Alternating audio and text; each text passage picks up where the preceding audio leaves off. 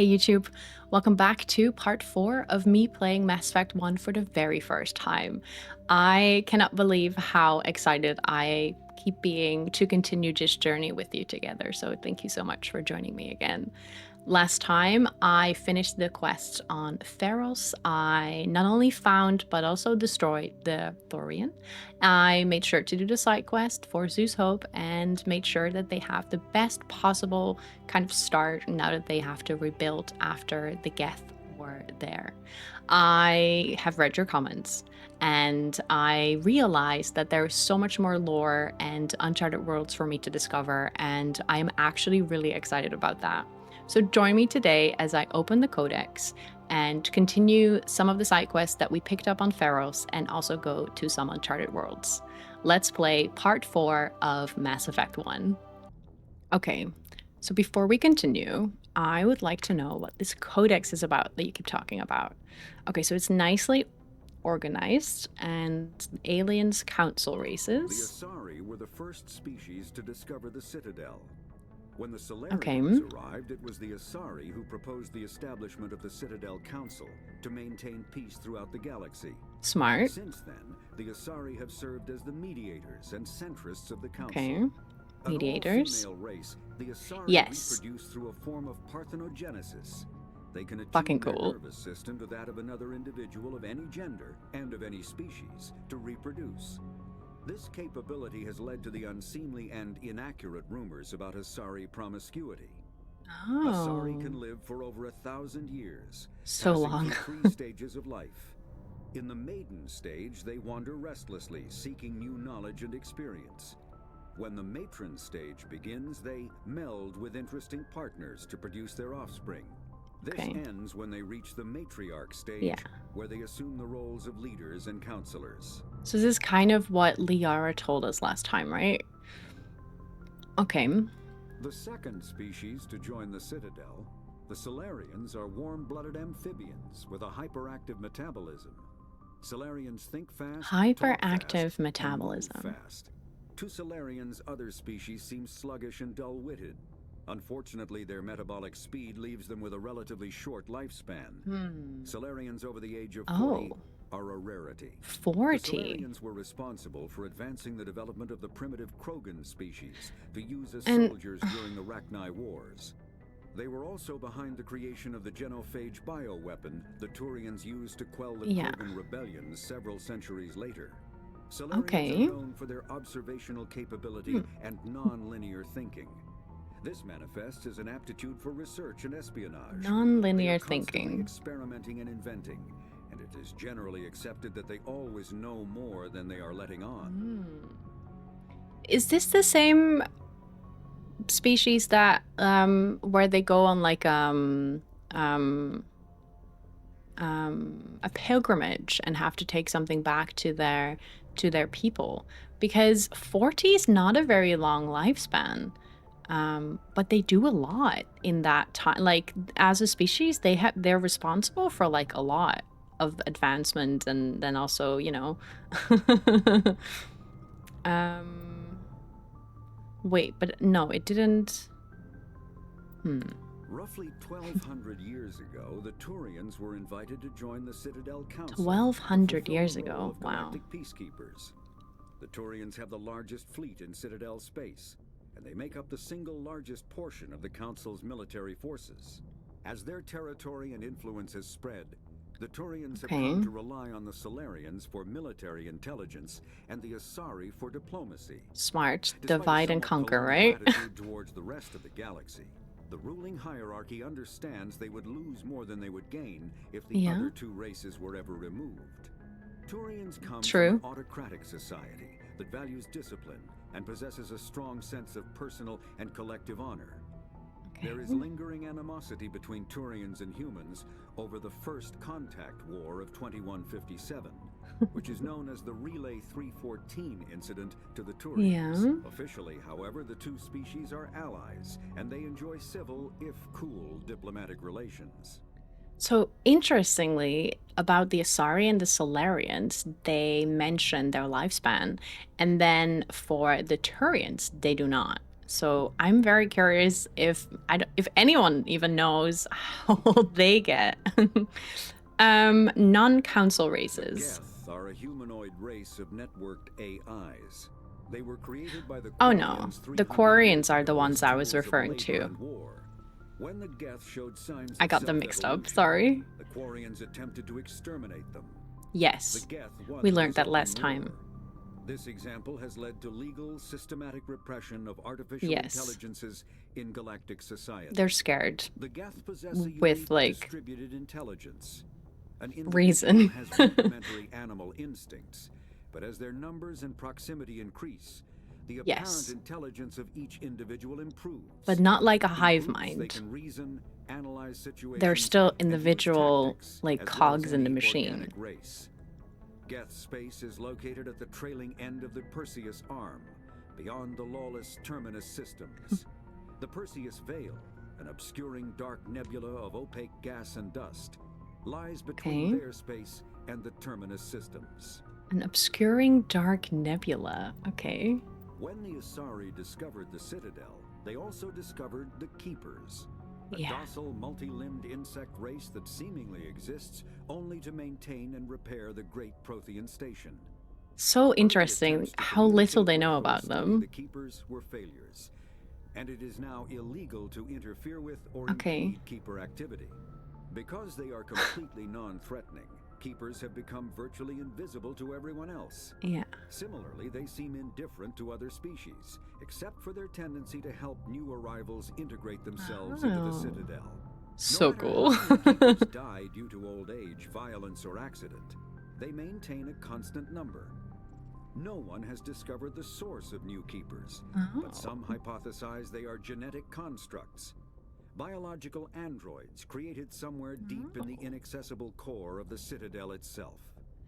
Would that be something we find out in one of these games? The Krogan evolved in a hostile and vicious environment. Until the invention of gunpowder weapons, eaten by predators was still the #1 cause of Krogan eaten by predators. Afterwards, oh my god. Death by gunshot. Okay. When the Solarians discovered them, the Krogan were a brutal, primitive species, struggling to survive a self-inflicted nuclear winter. The Solarians culturally uplifted them, teaching them to use and build modern technology so they could serve as soldiers in the Rachni Good for War. them. Liberated from the harsh conditions of their homeworld, the quick-breeding Krogan experienced an unprecedented population explosion. They began to colonize nearby worlds, even though these worlds were already inhabited. The Krogan rebellions lasted nearly a century, only ending when the Turians unleashed the Genophage, a Solarian-developed bioweapon that crushed Krogan resistance.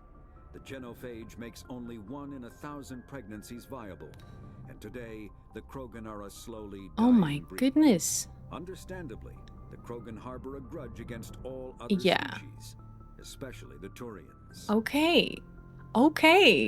Oh, that's really rough. Okay, but interesting.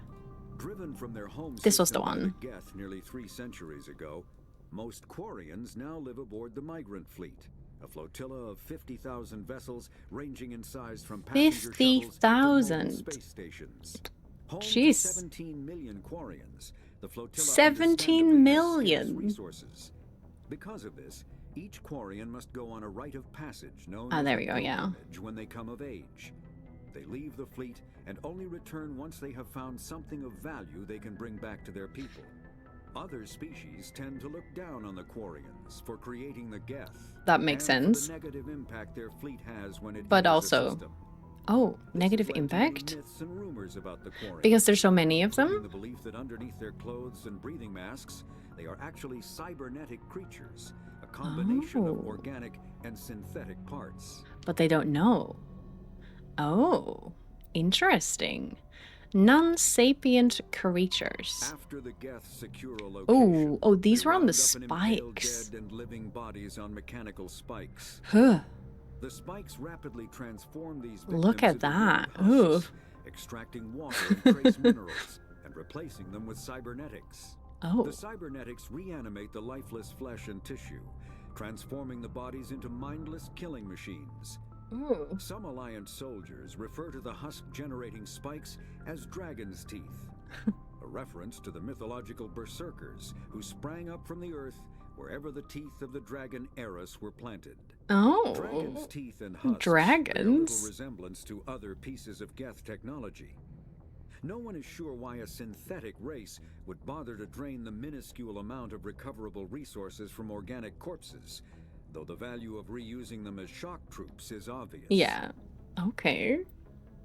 Varen are omnivores with a preference for living and prey. we killed Originally native some to of them the last time. world of Tuchanka, they are, like most life from Tuchanka, savage, clannish, and consummate survivors. They are pack hunters when vulnerable prey is readily available, and become scavengers when outnumbered or outclassed. Makes sense, yeah. Their supreme adaptability, vicious demeanor, and rapid breeding cycle have made them ubiquitous and dangerous pests on many worlds. Virtually everywhere the Krogan have been, Varen infestations have followed, wreaking havoc with the native ecology. Interesting. Krogan have had a love-hate relationship with Varen for millennia, alternately fighting them for territory and embracing them as treasured companions. To this day, Krogan raise them as beasts of war. One of the common subgenus of Varen has metallic silver scales, leading to the rather unusual nickname fish dogs. Fish dogs? Okay. Isn't this also like in the real world, like one of the reasons why in like when you go to a country like Australia, for example, they are really they really make sure that you don't bring any like bugs or other livestock or live animals into the country to make sure that like a species that doesn't live there takes over. I'm sure that there is like a bunch of examples that I currently cannot think of species that are like coming into an ecosystem that's not theirs and kind of like taking over there and becoming a pest. If you know any of these, please let me know. Very interesting. Citadel and Galactic Government. Citadel is an ancient deep space station, presumably constructed by the Protheans. Since the Prothean extinction, sick that we don't know. Have come to call the Citadel home. It serves as the political, cultural, and financial capital of the galactic community. To represent their interests, most species maintain embassies on the Presidium, the Citadel's inner ring. The Citadel Tower in the center of the Presidium holds the Citadel Council Chambers. Council affairs often have far-reaching effects on the rest of the galactic community. 5 arms, known as the Wards, extend from the Presidium. Their inner surfaces have been built into cities, populated by millions of inhabitants from across the galaxy. The Citadel is virtually indestructible. If attacked, the station can close its arms to form a solid, impregnable shell. For as long as the station has existed, an enigmatic race called the Keepers has maintained it. Okay. Cool. The Council is an executive committee composed of representatives from the Asari Republics, the Turian Hierarchy, and the Solarian Union. Though they have no official power over the independent governments of other species, the Council's decisions carry great weight throughout the galaxy. No single Council race is strong enough to defy the other two, and all have a vested interest in compromise and cooperation. Each of the Council species has general characteristics associated with the various aspects of governing the galaxy. The Asari are typically seen as diplomats and mediators. The Solarians gather intelligence and information. The Turians provide the bulk of the military and peacekeeping forces. Any species granted an embassy on the Citadel is considered an associate member, bound by the accords of the Citadel Conventions. Associate members may bring issues to the attention of the Council, though they have no input on the decision. The Human Systems Alliance became an associate member of the Citadel in 2165. Cool. Citadel space is an unofficial gorgeous term image. referring to any region of space controlled by a species that acknowledges the authority of the Citadel Makes Council. sense. Yeah. At first glance, it appears this territory encompasses most of the galaxy. In reality, however, less than 1% of the stars are Whoa. explored. Less than Even one? the mass effect FTL drive is slow relative to the volume of the galaxy. I mean, yeah, it's constantly expanding, so that makes so much sense. Less than 1%. Only the mass relays allow ships to jump what is out hundreds of there? light years in an instant. The key to expanding across an otherwise impassable galaxy. Whenever a new relay is activated, the destination system is rapidly developed. From that hub, FTL drive is used to expand to nearby star clusters. The result is a number of densely developed clusters, thinly spread across the vast expanse of space, connected by the mass relay network. So cool. Spectres are agents from the Office of Special Tactics and Reconnaissance, and answer only to the Citadel Council.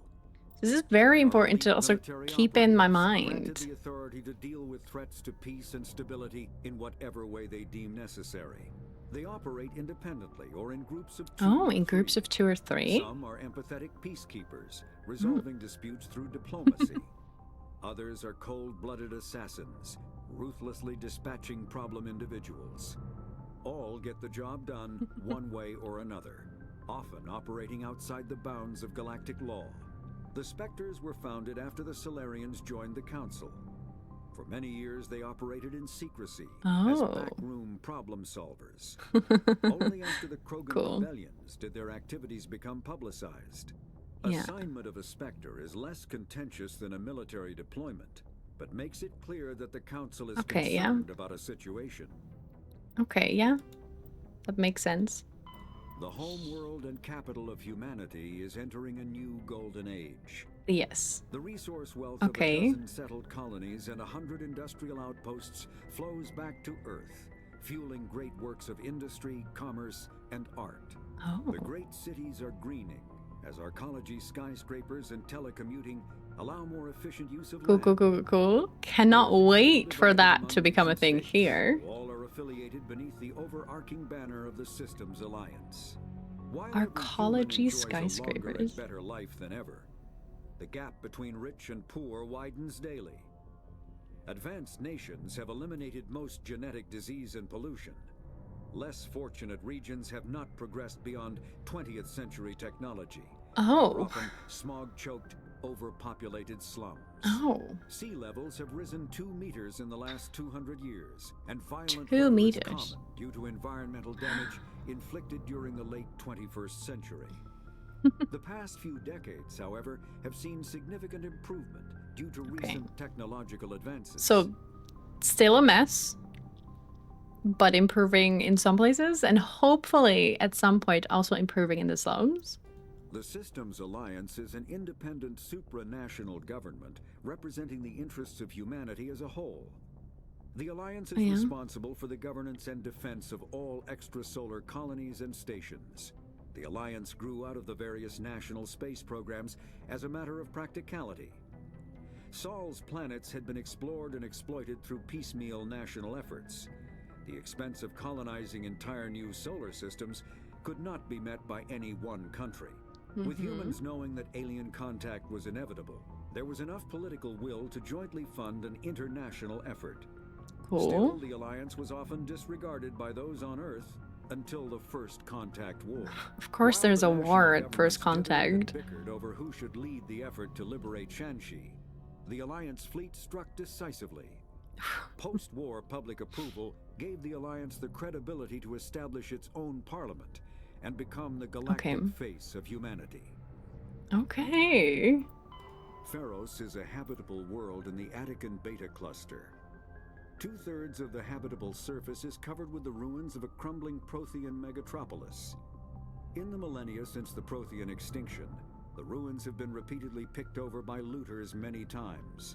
Feros was considered a poor prospect for colonization, as little open ground remains for agriculture. The only sizable freshwater sources are the poles, which are tapped by the decaying Prothean aqueduct systems. The dead cities, while in good condition considering their antiquity, are of uncertain stability. Ground level is congested by a dozen meters of fallen debris, and the air is fouled by dust. In Interesting, 2178, though. the human ExoGeni Corporation announced its intention to place a permanent colony on Feros to thoroughly explore the ruins. The pioneer settlement was placed on the upper levels of several intact skyscrapers, using the surviving Prothean aqueducts and rooftop hydroponic gardens to support the population. So these are... We haven't been to Noveria or Vermeer, but they are on the list of planets to go to. And maybe instead of listening to it right now, I could remember to listen to it when we make for them so that the information is like current for me at that time. So let's listen to Uncharted World. 2 and 400 billion stars 2 and 400 billion, that's such a range. Have ever been visited or had their systems properly surveyed. Humanity's early expansion into the Attican traverse was haphazard. A desperate race to claim habitable planets where populations can be economically settled. Ignored in the wake of this land grab were thousands of less hospitable worlds, each potentially rich with industrial resources.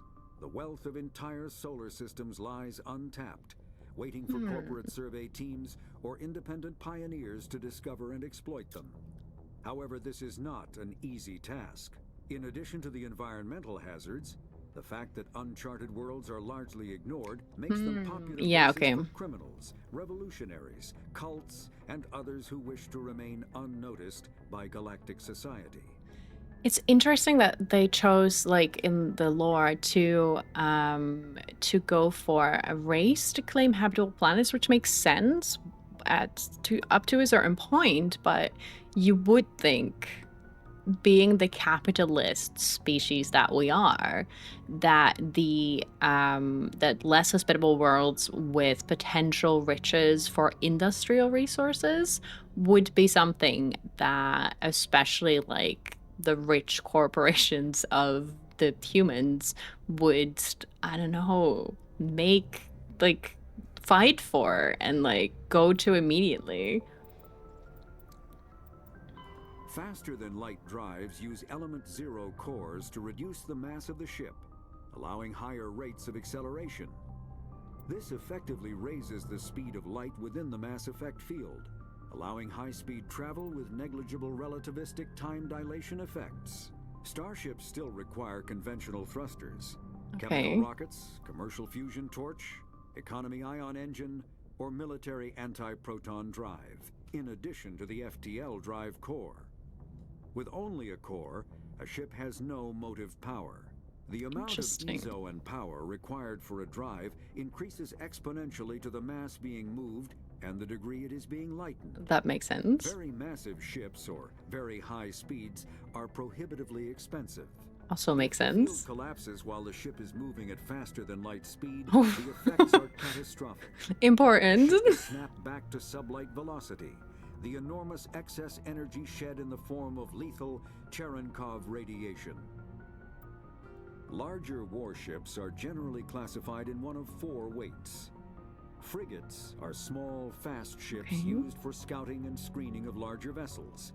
Frigates often operate in wolf-pack flotillas. Wolf-pack flotillas? Are middleweight I love that. Faster than dreadnoughts and more heavily armed than frigates. Cruisers are the standard patrol unit and often lead frigate flotillas. Dreadnoughts are kilometer-long wow. Firepower. They are only deployed for the most vital missions. Carriers are dreadnought-sized vessels that also carry large numbers of fighters. Smaller vessels are almost exclusively used in a support role to the warships during combat. Fighters are one-man craft used to perform close-range attacks on enemy ships. Interceptors are one-man craft optimized for destroying opposing fighters. The Normandy is a prototype starship. It's so cool that we have a prototype starship as our ship. Of the Citadel Council.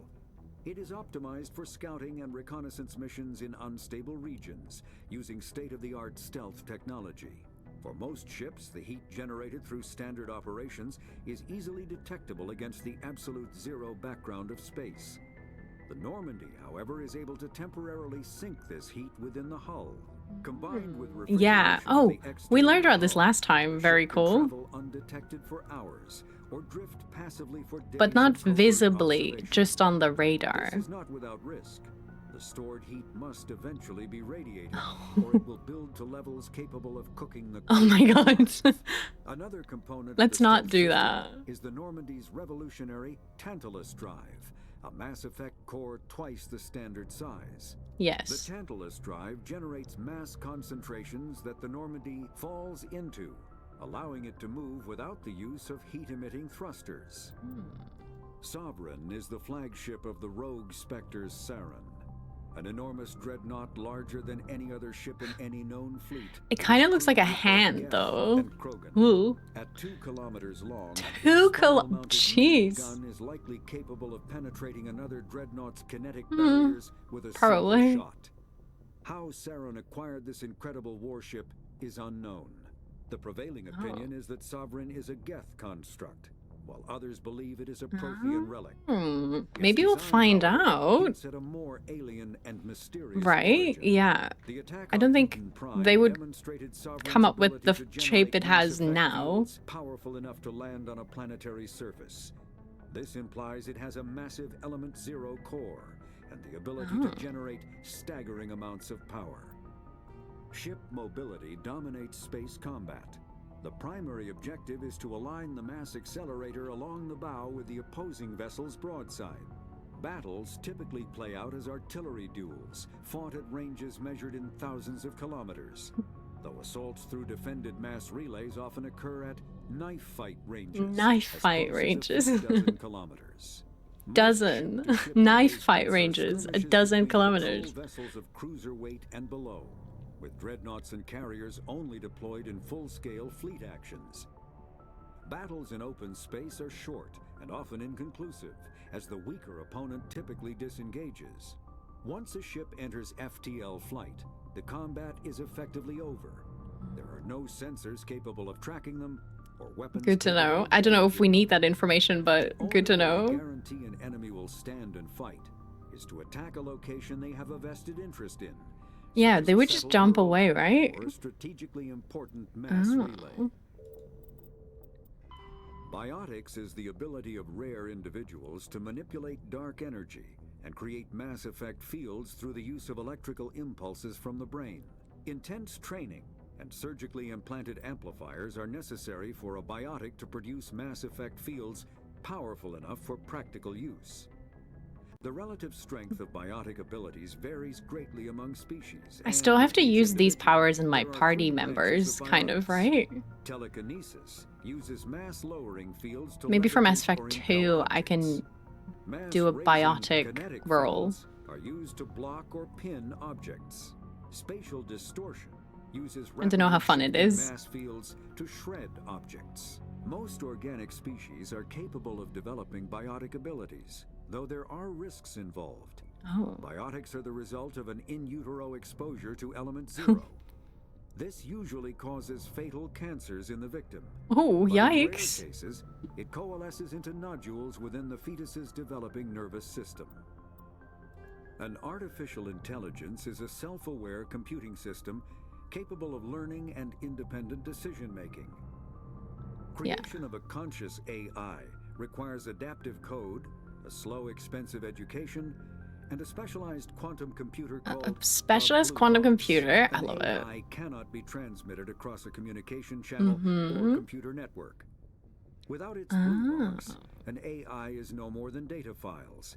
Loading these files into a new blue box will create a new personality. Cool. As variations in the quantum hardware and runtime results create unpredictable variations. That is, I love that. As a cautionary tale against the dangers of rogue AI. And in Citadel space, they are technically illegal. Advocacy groups argue, however, that an AI is a living, conscious entity, deserving the same rights as organics. They argue that continued use of the term artificial is institutionalized racism on the part of organic life. The term synthetic is considered the politically correct alternative. Okay. Makes sense. Virtual intelligence is an advanced form of user interface software. VIs use a variety of methods to simulate natural conversation. I love it. Including an audio interface. I know that there's a lot of like research being done currently as to like next steps for VIs, like for us, like in the real world. Nor can they learn or take independent action. VIs are used as operating systems on commercial and home computers. And not in a way we use them right now, but like give them a shape like in this image. Agents are compact and specialized. Some serve as personal secretaries, filtering calls and scheduling meetings based on user-defined priorities. Others are advanced search engines, propagating themselves across the extranet to it looks so cool though. Commercial VIs can I have one? personalities are just a pocket version. Boutique firms and hobbyists also build unique VIs to personal specification.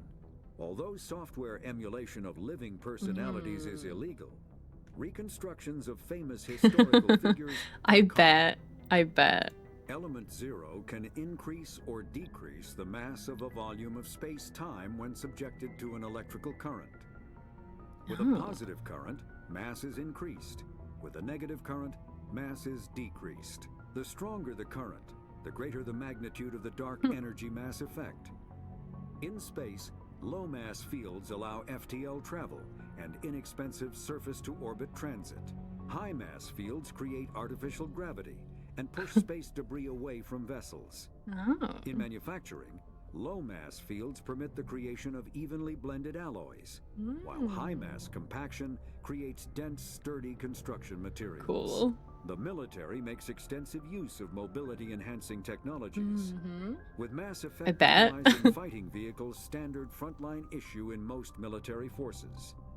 Mass effect fields are also essential in the creation of kinetic barriers or shields to protect against enemy fire. Cool.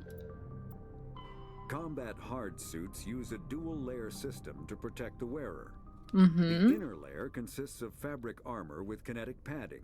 Areas that don't need to be flexible, such as the chest or shins, are reinforced with sheets of lightweight ablative ceramic. The kinetic barriers, more commonly called shields, provide protection against most mass accelerator weapons. Yes. Whether on a starship or a soldier's suit of armor, the basic principle remains the same. Kinetic barriers are repulsive mass effect fields, projected from tiny emitters. These shields safely deflect small objects traveling at rapid velocities. This affords protection from bullets and other dangerous projectiles, but still allows the user to sit down without knocking away their chair. What? The afforded by kinetic barriers does not protect against extremes of temperature, toxins, or radiation. Yeah, makes sense. The accelerator propels a solid metal slug using precisely controlled electromagnetic attraction and repulsion. The slug is designed to squash or shatter on impact, increasing the energy it transfers to the target. If this were not the case, it would simply punch a hole right through, doing minimal damage. Accelerator design was revolutionized by Element 0. A slug lightened by a mass effect field can be accelerated to greater speeds, permitting projectile velocities that were previously unattainable. If accelerated to a high enough velocity, a simple paint chip can impact with the same destructive force as a nuclear weapon. Medigel is a common medicinal salve used by paramedics, EMTs, and military personnel. It combines several useful applications: a local anesthetic, disinfectant. She looks quite sick though. Once applied, the gel is designed to grip tight to flesh until subjected to a frequency of ultrasound. It is sealable against liquids, most notably blood, as well as contaminants and gases. The gel is a genetically engineered bioplasm created by the CERTA Foundation, a medical technology megacorp based on Earth. Of course, Big Pharma. The gel violates council laws against genetic engineering. What? But to date, it has proved far too useful to Oh my gosh. All modern infantry weapons, from pistols to assault rifles, use micro-scaled mass accelerator technology. Projectiles consist of tiny metal slugs suspended within a mass-reducing field Whenever he says slugs, I can only think of it as like real slugs being like put in weapons. The computer calculates the mass needed to reach the target based on distance, gravity, and atmospheric pressure, then shears off an appropriate sized slug from the block. A single block can supply thousands of rounds, making ammo a non-issue during any engagement. Top-line weapons also feature smart targeting that allows them to correct for weather and environment. Firing on a target in a howling gale feels the same as it does on a calm day at the practice range. Oh. Smart targeting does not mean a bullet That's good, because then you can practice for real world situations in terms of using your weapon. Okay, cool, very cool. Oh, there's nothing secondary yet. That was really cool to learn. I might not remember everything as we go, but you know what? I'm very happy that I went through this, and I will make sure to sometimes check up on it. And when we make it to the other planets, when we go there, I will make sure to go into the Codex and listen to what the planet is about. So let's go to our journal and see what we have in there. I think it's good to maybe start with the post-Feros ones, because last time I jumped into like an Uncharted World one, I believe, quite fast. So I believe there's 3 quests that I have that are kind of based on what we found in the ExoGeni headquarters, I believe. So let's do that. We have samples. Matano System, the Maroon Sea Cluster. Facility, also in the Maroon, but in the Vosox system, also in the Maroon Sea. And then the Amazon System in the Voyager Cluster. So maybe start with the first 2, because they are both in the Maroon Sea Cluster. And then we can just go to the Matano System. Okay, Matano System, Maroon Sea Cluster. Yeah. Let's get going. We were at Sol. Matano. No, in the Maroon Sea Cluster. Maroon Sea. Matano, yes.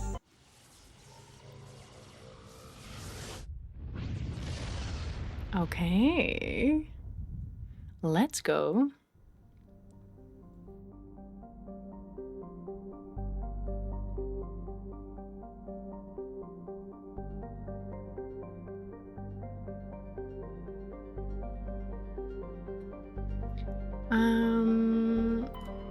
Let's explore.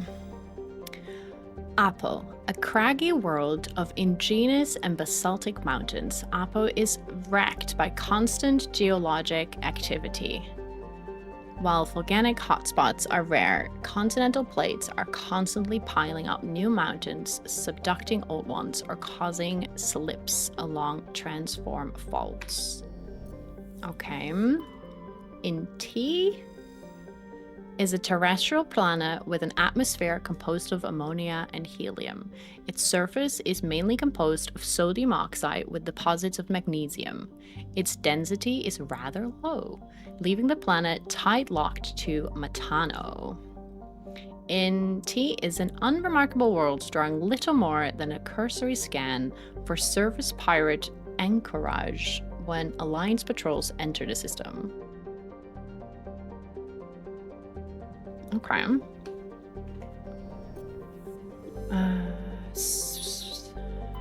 Chasca. Oh, it's a large but low-density world fundamentally similar to its inner neighbor, Inti. Like Inti, Chasca is tidally locked to Matano. The same side always faces the sun, resulting in a scorching day side and a frozen night side.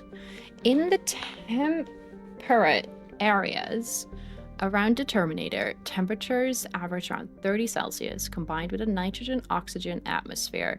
This slender band of habitable terrain allows limited colonization by humans. Chasca's ring is unique. It appears to be, for lack of a better term, a massive piece of alien installation art. Oh, the rings are made of small pieces of synthetic material and are almost invisible from space. From the ground, they catch and scatter the light of Matano in picturesque ways. It is not known who created the ring or when. Chasca is very early development with little more than a few pioneer teams scattered across the surface. Information is being collated about native hazards and ecology while a massive colonist recruiting drive is gearing up back on Earth. I guess we're gonna land here, see if this is where we have to go for the samples.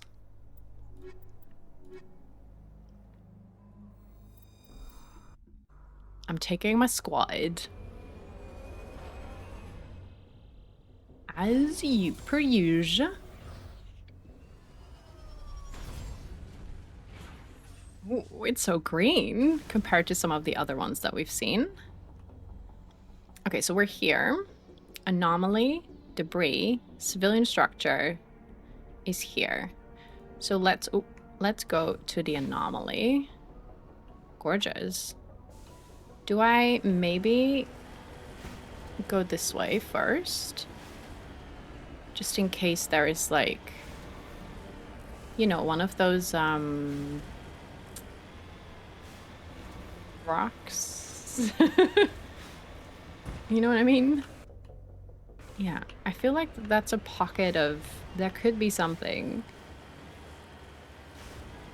So let's explore. Maybe there's nothing, but I don't want to find out later, you know, that there was indeed something. Okay, so there seems to be nothing here.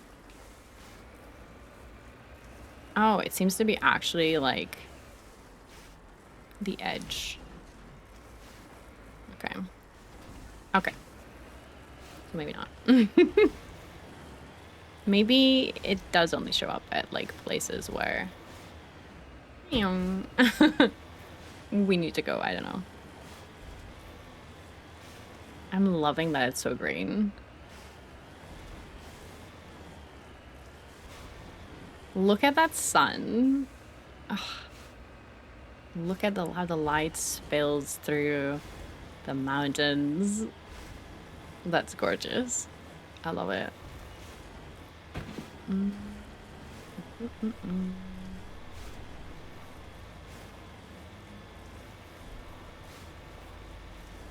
I wish there was a little bit more than just... I feel like so far the planets, like, even if they have different... like, they look different, I wish there was maybe a little bit more. Ooh, just a smidge more to look at, you know? Like... But I also understand that this is what it would look like. So, in a way... Oh. Come on. You got it. You can do it. Whoa, whoa, whoa, whoa, whoa.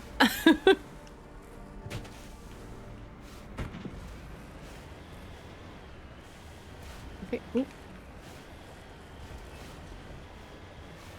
Is the anomaly up? I think the anomaly is up. Okay.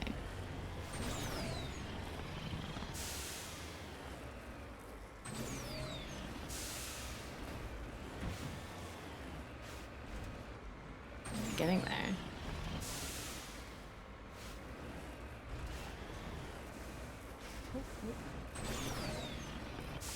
Nope. Nope.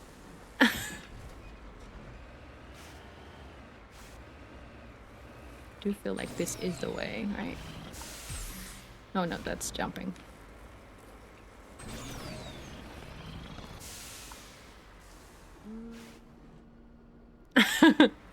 Okay, let's go that way. Let's see if that helps. Ooh, I know, I think this...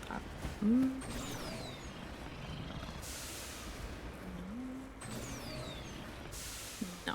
Okay. Oh, no. Okay, let's see. I'm currently here in, like, a dip. So I have to kind of, like, go around it, maybe. Okay. Let's go this way.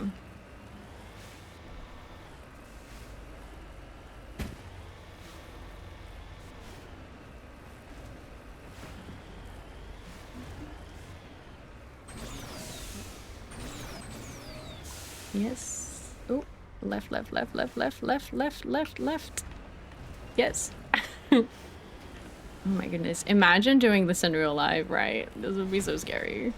Ooh, I see where the minerals are, or like the right? Or what is it called? Is it called minerals? Sorry if I'm like lost for words sometimes. It's not, sometimes my vocabulary just kind of, you know, ceases to exist. I don't know if anyone can relate to that. Okay. Up, up, up. Yes, okay. This seems much more doable. Perfect. Look at that. Gorgeous.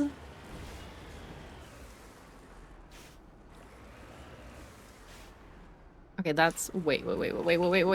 Yeah, okay. Okay, so that's like way down. Let's go this way a little bit.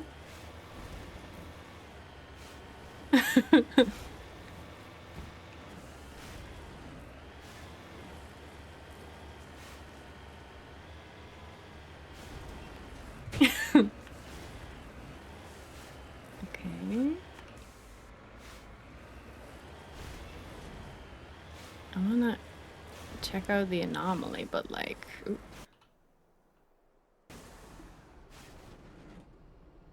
That's behind this rock. Okay. I'm not forgetting about the mineral, but...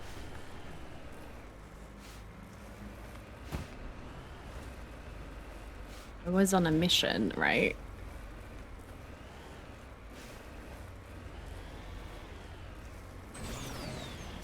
Yes. I don't know if this is the way to do it, but, you know, this is the way I'm doing it.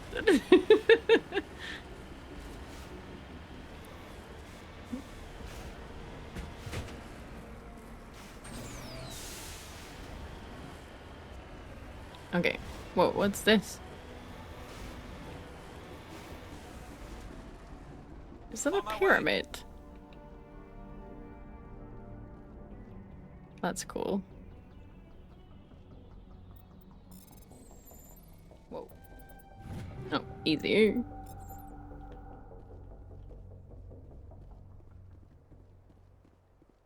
Is that it? Is that the... Oh, no. Oh, Medi... What's this?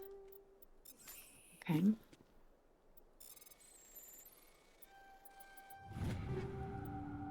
Oh, shotguns. Is that it? I think that was it. Can you go here? I don't know. Oh, that's cool. Very cool. Okay. Very cool. Okay. But was that it? Was that create recover? Didn't I do that? I did, right? Yeah, okay. Yeah, okay. Okay. Oh no, here.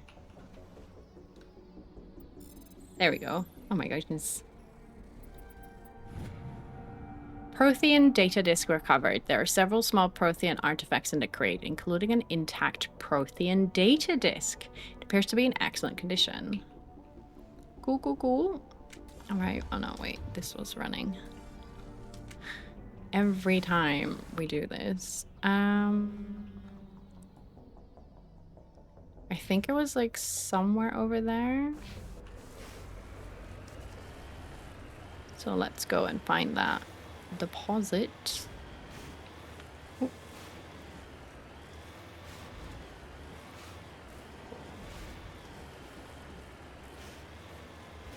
I have a feeling the game is having a little bit of a harder time in this area. Like, I've said this before, where in some areas it seems like the game runs like better than in others. do not know how far down it is, but ooh.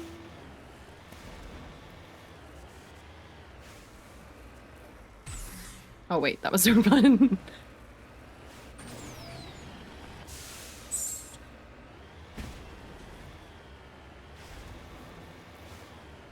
Nice. And I saw the red. Oh wait, wrong button again. Oops. I'm so sorry.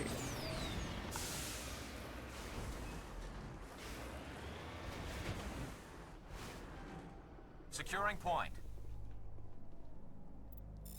Survey mineral. Yeah, you have successfully surveyed a large deposit of beryllium. That was not correct, but you know. Alright,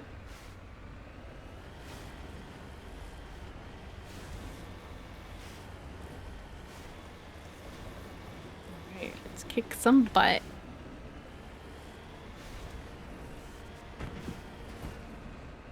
Never see. Oh wait, they will see coming because it's. Oh wait. Oh. Struggling. Looks deserted. Husk. I have a goddess have mercy. The entire colony must have been transformed. Oh. What's that? Oh, is that something that's dead? Okay. Can we go inside?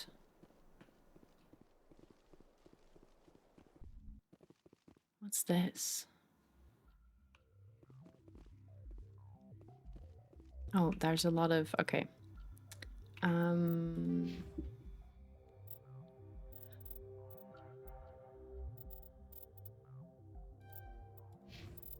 have no points. He has 1 point. Okay. Equipment. Assault rifle.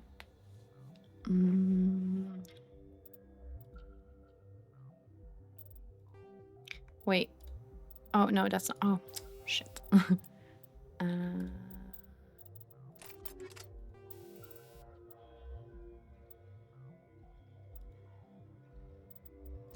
Yeah.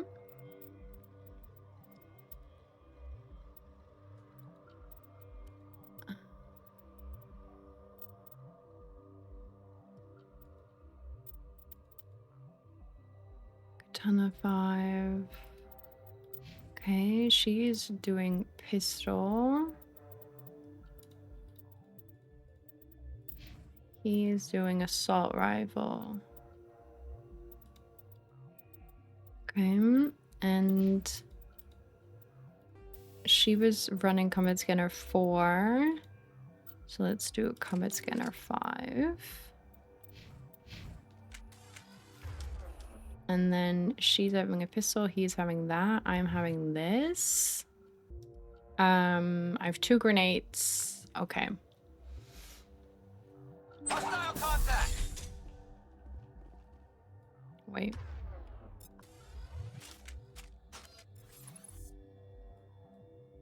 Hello?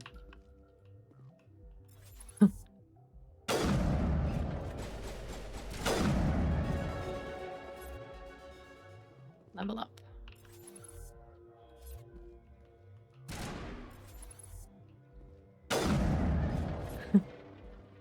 So they don't really do much.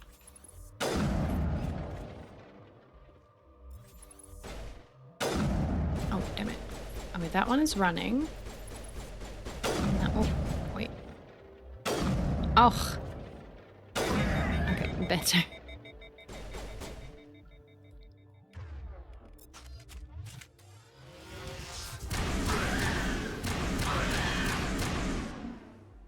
And there's 2 left. Oh, I can't see them.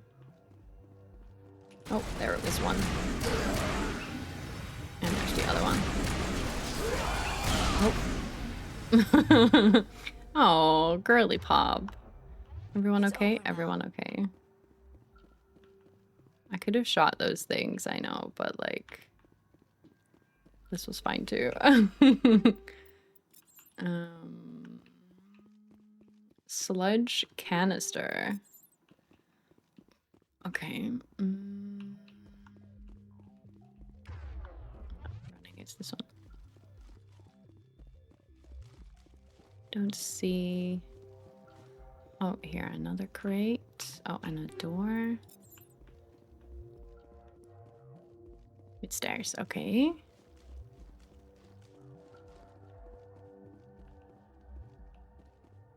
Eight stations.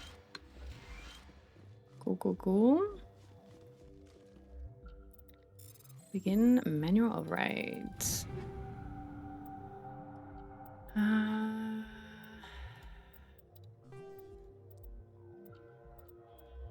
What am I currently? I don't know. Okay, let's have a look at what I'm... Because if I remember what I'm using... Oh, and this one. Okay. Oh, this one. Is there another... I feel like that is something. But maybe it's just random. Because I don't think we can get there. No, okay. Okay. Go back down. Go back down. Open that. I think I've opened everything in here. Unless there's something here. No. Okay. Oh, what's this? Malfunctioning object. Combat scanner 5. I think I only have one of those, so it's good to have another one in case I swap my party and like forget to move Liara's thing. So we're here. There's debris here. Let's go to debris first, since we're closest to that. I hope it's down below.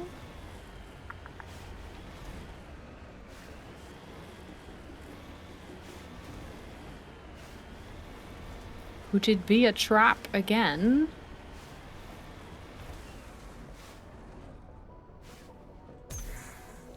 Cute. Manual bypass. Oh, that's a lot of thingamabobs. Yes. Grenade upgrades and armor upgrades. Let's take them. And then we went to that one. So that one is up. Okay.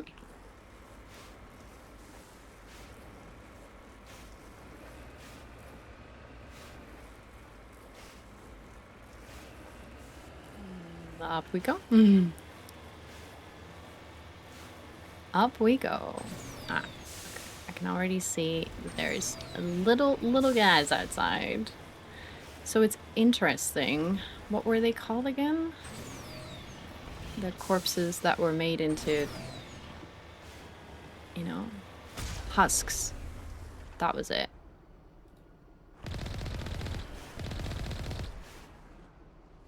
Okay. Heading to position.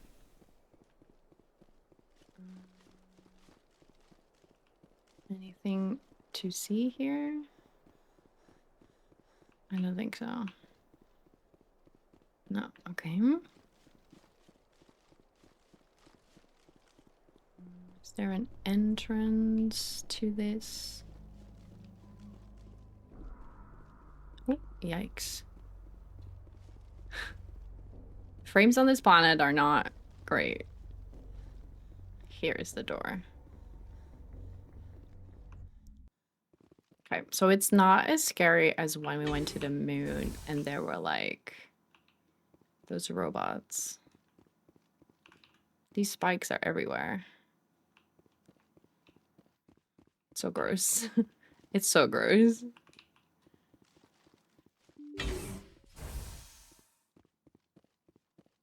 Let me see, 5, 6.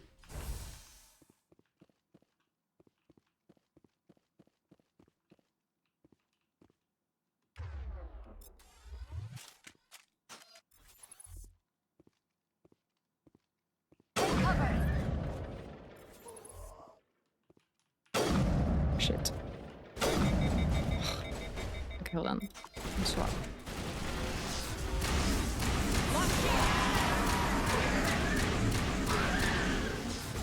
Lost shield. Whoa.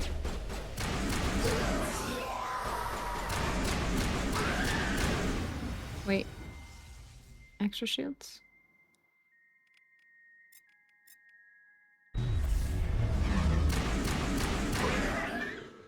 Extra shields. I don't know, man. Oh. Okay, perfect. I think we're done here. I think we're done here too. Medical kit. What else is there?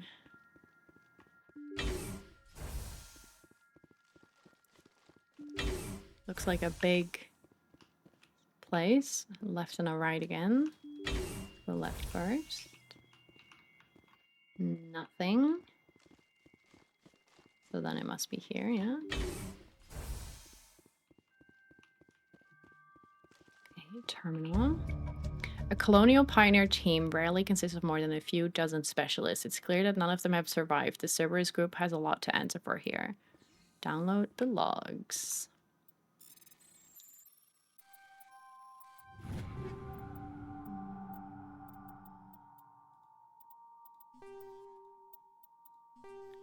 Let's take that one.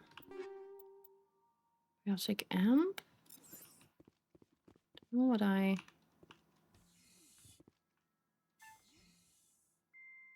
Okay, so that's... So we finished that one. Let's take those. Okay. Oh, open that one. Okay. Question is, do we now also still have to go to the third one? I'm gonna do it because there might be like loot or something, or maybe some other information we don't know about yet.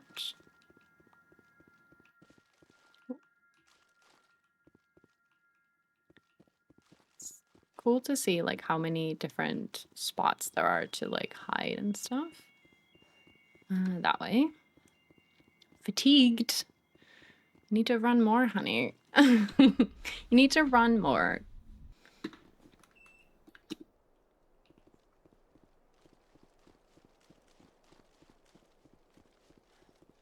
I mean, I need to stop running faster so that she doesn't get as fatigued as she is. All right, let's go to the civilian structure. That's right there.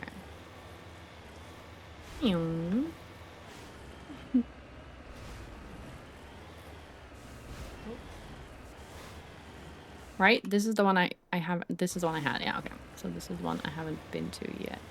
Or have I? No, right? No. It looks like the first one we went into. Yeah, okay, no, this is a different one. Heads up.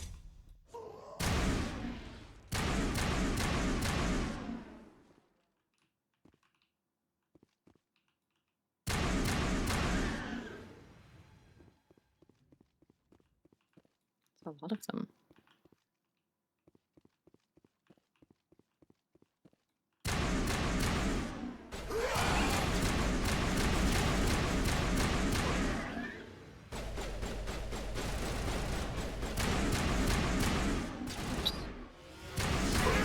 Lost shield. Oh.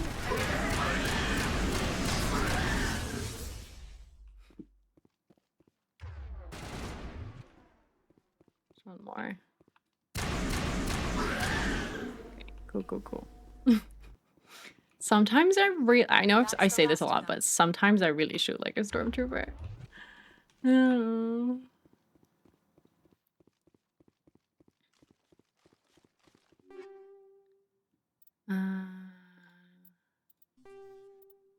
Take these. I realized when I reduced it to Omnigel that, which is weird because the reducing stuff to Omnigel was like, wasn't it like a bioengineering thing? So how does one reduce weapons into Omnigel. I think I maybe didn't understand that entry of the Codex. Now that I think about it.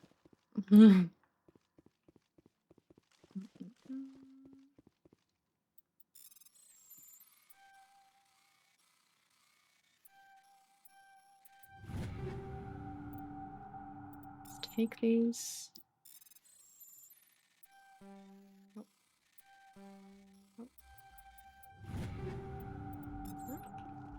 And the third one. Nice. Okay. Ooh, more stuff.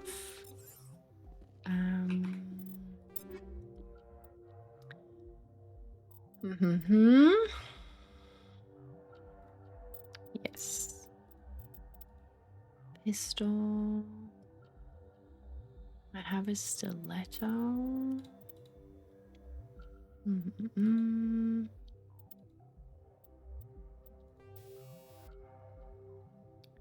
Blade of Coding 6. That's what it's on here, right? Ooh. I'm sure it is. Because why would it show up like that if it wasn't? Okay. Then I think... Yes. Okay, cool. Okay, so that one is now finished. So then we go back to the ship, go back to the system, have a look at the couple of planets that I have not yet looked at. Because maybe we can scan them for information. So Elapa. Elapa is a hydrogen helium gas giant with an unusual ruby color caused by contaminants in the atmosphere. The world has over 120 moons, one of the highest totals of all known systems. Sick. There we go. Sapai has the composition of an ice dwarf planet, but is unusually large for such a body. It has a trace atmosphere of krypton and xenon. The frozen surface is dotted with deposits composed of potassium and light metals, brought to the surface by cryovolcanic processes. While scanning the planet, you detect a large deposit of magnesium. Okay, I think that's all the planets in the system discovered, or in that. And then the other one was the Vosox system. Oh, there is like more than one. Let's have a look. No, first we go to this one. Where I have a system. I have a system to go to these systems. Potaton.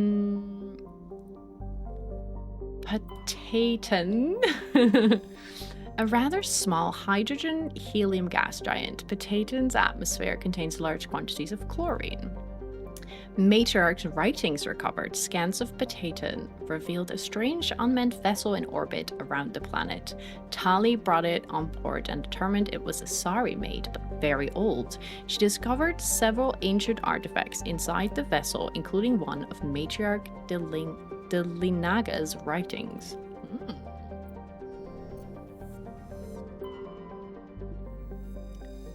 The geological properties of Alco have been scanned from orbit, but little else is known about it. A fairly typical mixed outer system terrestrial of rock and ice, Alco has a trace atmosphere of krypton and xenon. Its crust is composed of silicates and water ice with deposits of aluminum.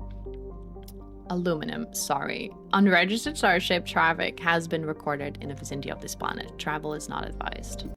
Okay. Danger zone. Clomarthu has a reducing atmosphere of methane and nitrogen.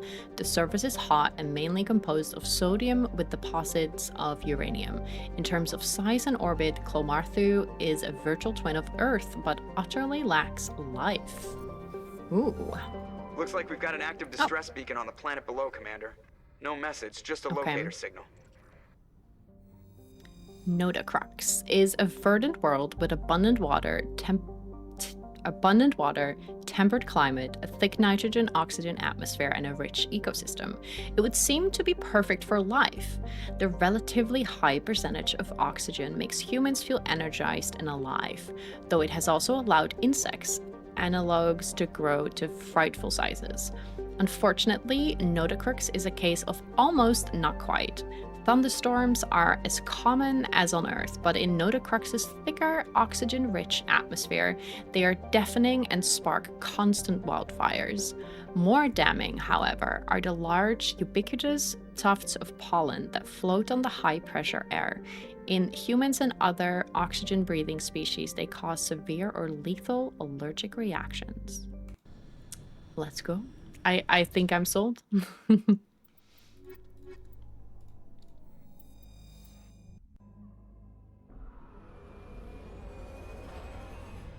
Pew! I love it when the rover falls down, like, so cute. It's so cute. This one looks like the previous one. We are here, and anomaly science facility. So anomaly is that way. What's this? This is like the other way, and I see red thingies. So let's murder them.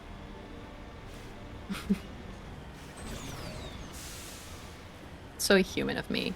I see danger. Let's kill.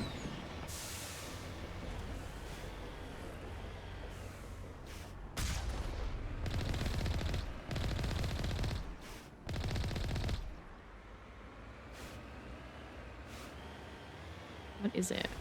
It doesn't show up on the map as something.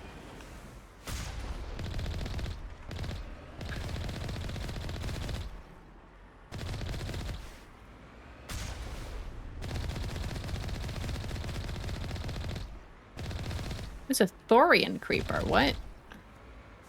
Oh, and there is a thing up there.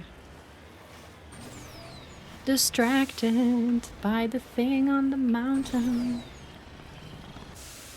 Come on, come on, come on, come on, come on, come on, come on. You can do it, you can do it, you can do it.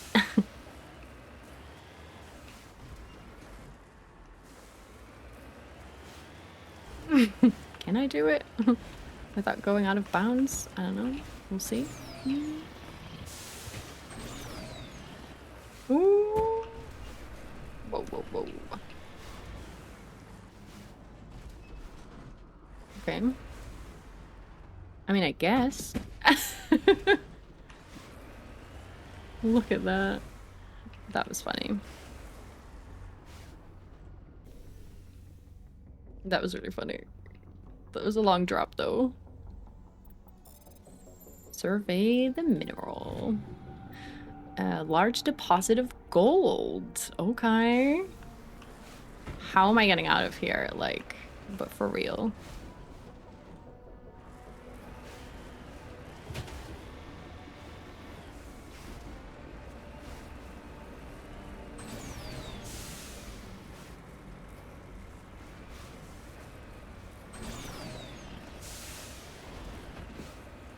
Maybe like this. I don't know. Try. Ooh.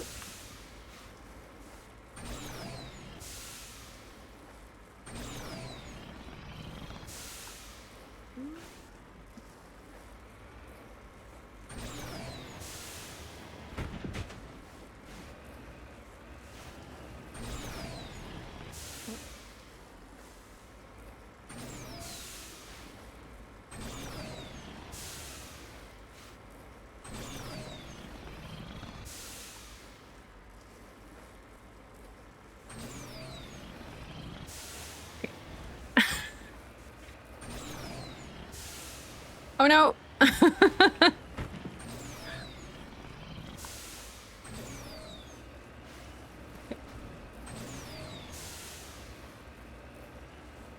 Okay. Ooh. Okay.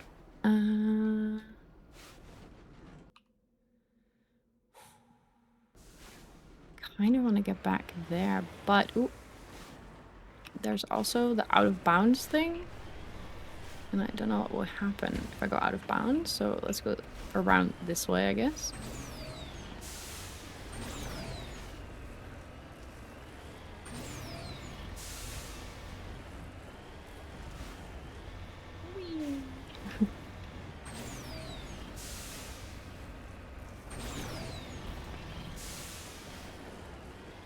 Okay.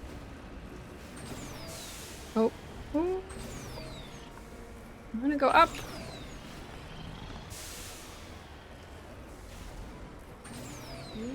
Yeah. Go that way. Ooh, yeah.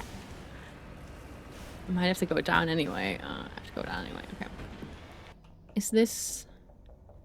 Yeah. That is still where I want to go.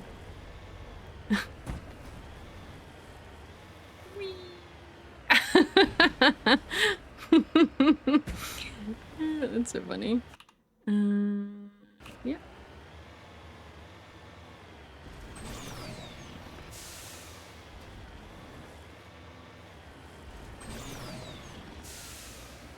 So interesting that on none of these planets that I have visited, there's like trees or like real bushes.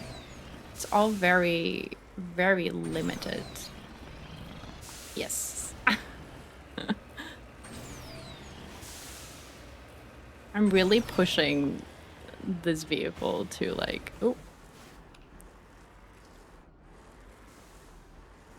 I need to turn around, but like... Don't give this lady a license. Like, I'm telling you, don't. Give her an autopilot. Oh my goodness. Okay, what does the map say? It's not as high up, so I don't have to go all the way up. I can kind of go that way and through it, I believe.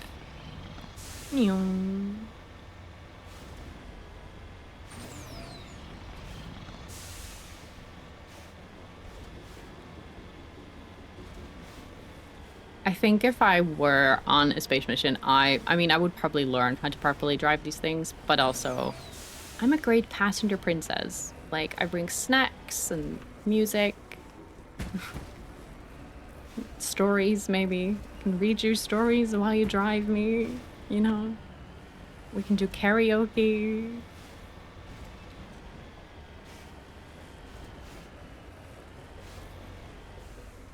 Oh, I forgot to see if I could check out the place where I killed the things.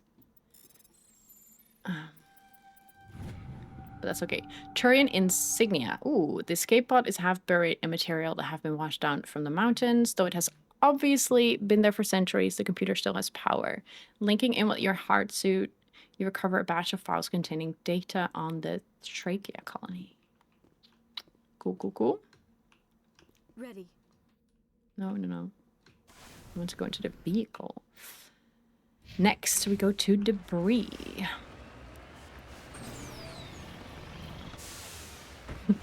Wait. Can I go up there? I think so.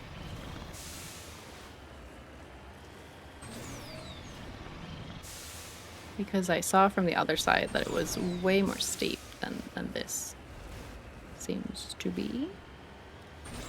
So let's find out. I think, yeah, no, I think this is within the bounds. Right? Oh, go. Go.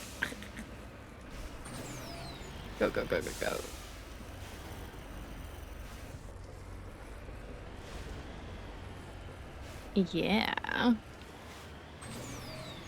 Get us. Ooh. Let's see if I can go this way.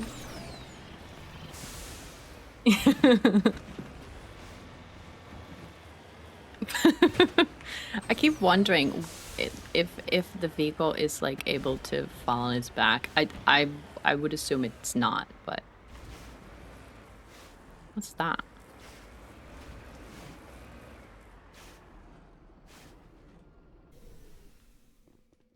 Can we touch it?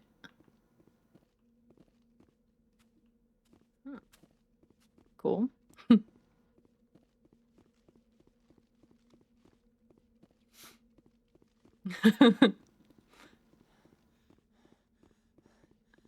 It's so quiet all of a sudden. High explosive, fusion explosive. Alright. This is the first time we see like wildlife, which is pretty cool. It has like T-Rex arms. That's cool. I like it. I like that they're friendly too, that they don't really do anything. They also are not following me. They're just kind of standing next to the vehicle, which is funny. Final destination. Oh!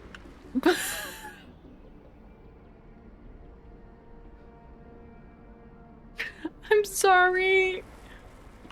Don't be mad and transform into like, you know, an angry mob or something scary. It was an accident, I promise.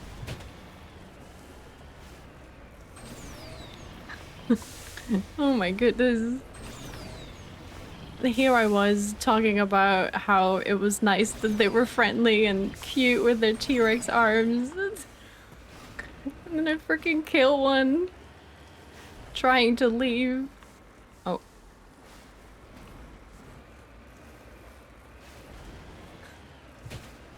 Typical. Okay.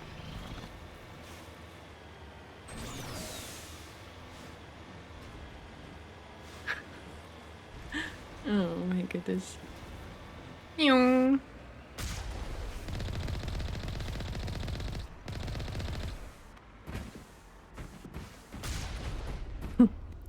Bye.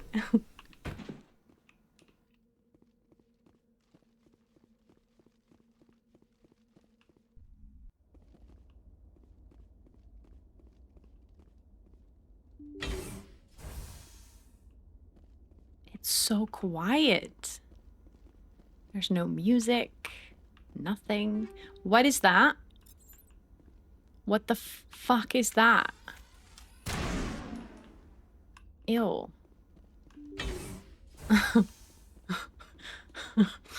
The freaking Thorian is here.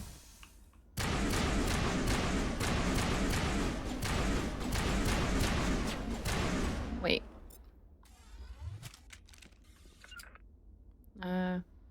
Get down! Whoa.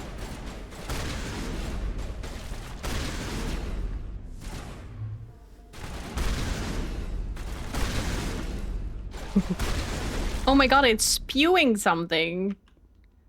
Ew. Ew. Oh my god, that was gross.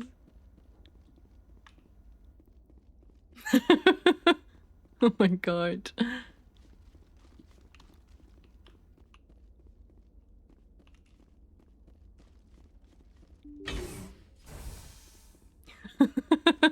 What? See if there's something to the right.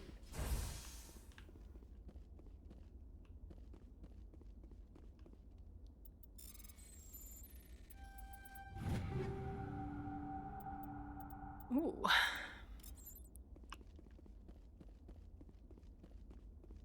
Okay.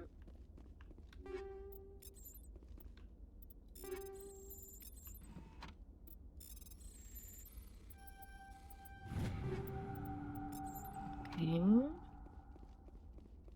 Okay. Seems like I picked up a lot of stuff, so I should soon. Rescuers? Oh, thank God. People! My See? God. I told you somebody would come to investigate that signal. Good, good, My good. name is Dr. Ross, Chief ExoGeni researcher at this facility. We've been trapped in this room for days. We're almost out of food and water. You got here just in time. You're okay I now. need to know what's going on. Why is this place crawling with Thorian creepers? How do you know about the Thorian? I know what ExoGeni was up to. I saw what they let the Thorian do to those colonists, so I destroyed it. Our secret's out then.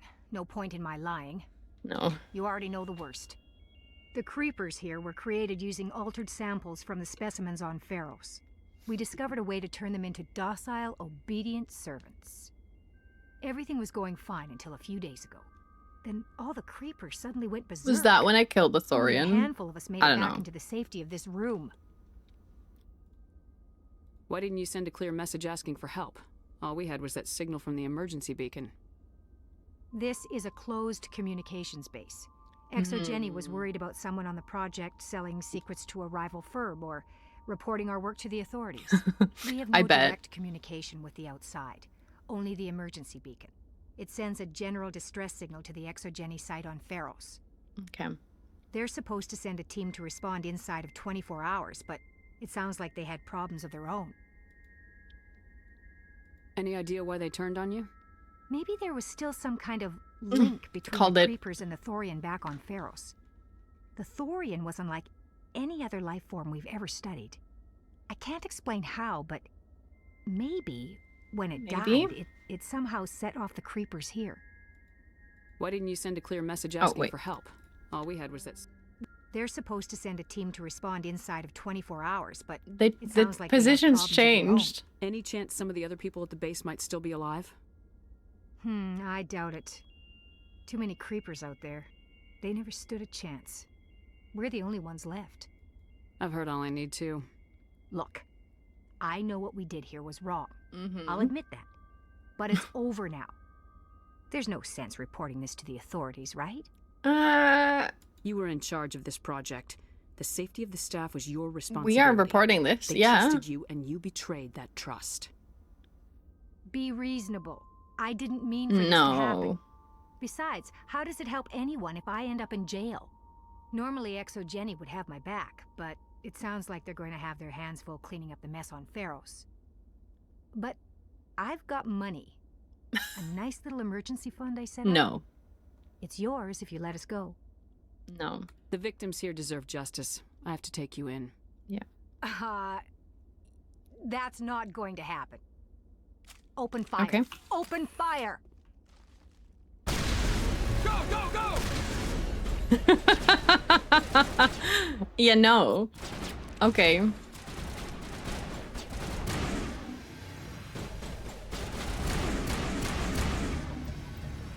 ExoGeni's second-rate mercs prove no match for trained Alliance Marine. With the last of the science crew dead, there's no reason to linger here. Yeah, no. Yeah, no. I'm not taking your money. No. I already got crap for, like, saving humans. And this is not okay. This is not okay. But, I mean, she wanted to die rather than, help me. Or, like, she wanted to die. Did I already? Yeah, I did. Rather than, like, get jailed for crimes or, like, you know, explain the situation. She made that bed. She did. Oh my goodness. Can't imagine that. So you offer money, they say, nah, no thank you, I'm gonna take you in. You would rather die. It must really suck to, you know, stay alive then.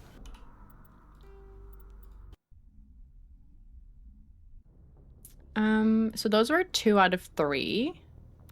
So, let's open the map and go to the Amazon system.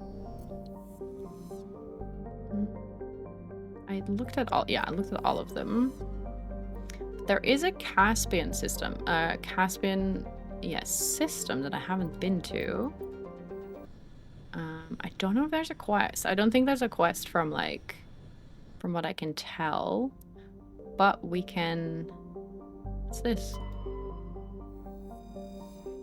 The cornucopia is a column-class modular conveyor Well, obviously adrift, the cornucopia is not broadcasting any distress call. Okay. I have a bad feeling about this. Let's look at the... Oh, wait, I leveled up at some point.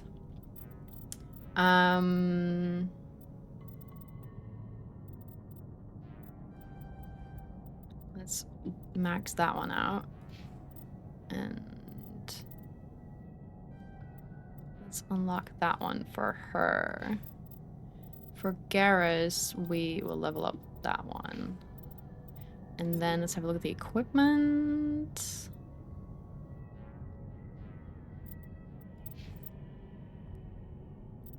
He's still on the Thunder 4.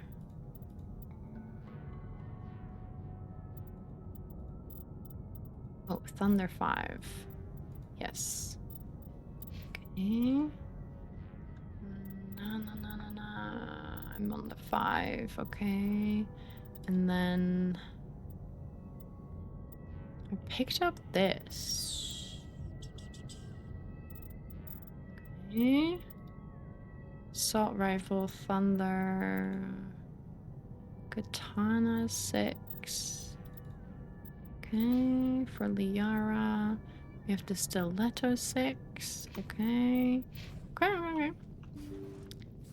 Let's have a look at this. But I want to get my gun out. Because what if it's infested with something? Why am I not wearing a helmet? This is dangerous.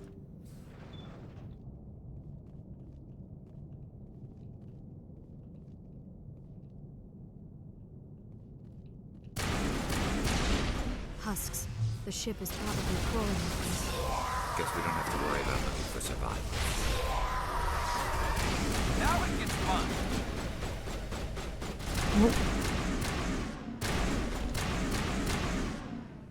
There's one more. Okay. Let me You good to go? heal up. Okay. So there's husks on the ship. Oh, more.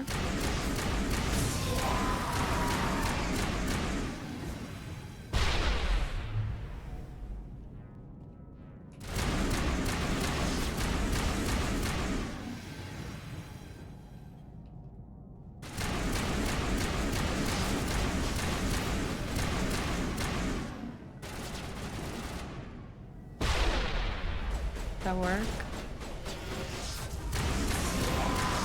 That's a lot of them. Crap. Charging up. Oh. How is our health? Our health is okay. Maybe not the shotgun. Oh. Jesus!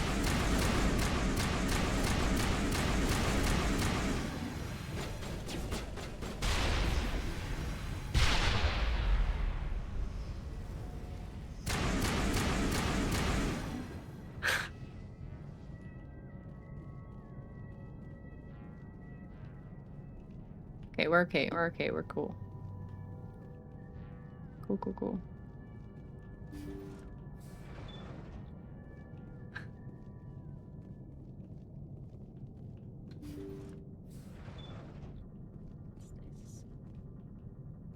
Oh, gross.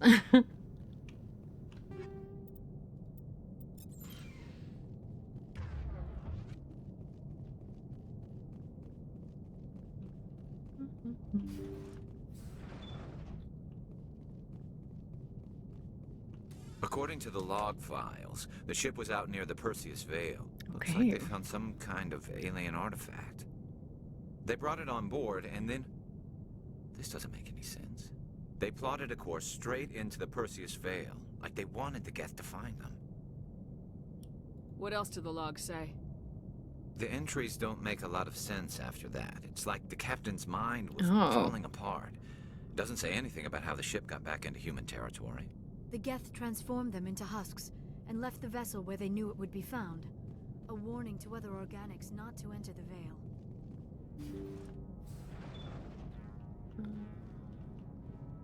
I haven't been in here, no. Okay. Interesting. I'm glad I went in here to kind of find that. Oh, Katana 6. Do I already have that? Katana 6, yes, okay.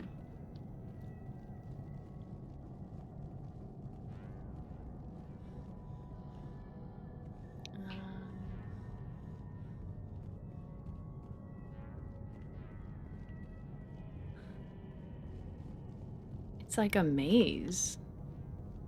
Which makes sense with all the husks, but very cool. Cool idea. Also that when you kind of arrive, you can't really see them on your radar. Like, not all of them. Only once you, like, see one. Oh.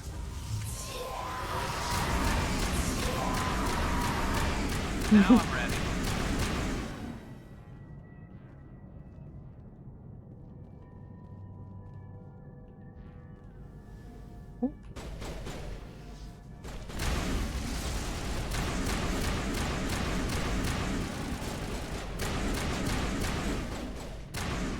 Okay. I bet this is the other way, or maybe this is like, I don't know, a dead end? Oh, so maybe accidentally I went like the immediate right route. That's kind of cool. I like it. Leaf. Okay. Very cool. Let's see what the rest of the system is. Nodacrux has an atmosphere of methane and ethane. Despite its great distance from Caspian, the energetic young star heats to surface almost temperate levels. Thick ground fogs are common at the Terminator, where water ice frozen during the long dark side night meets the warm air. I feel like this sentence made no sense, but that might be my brain fog. Antaeus is a standard hydrogen-helium gas giant. Its atmosphere is darkened by traces of sodium. It is one of relatively few planets known with an orbital period of more than a millennium.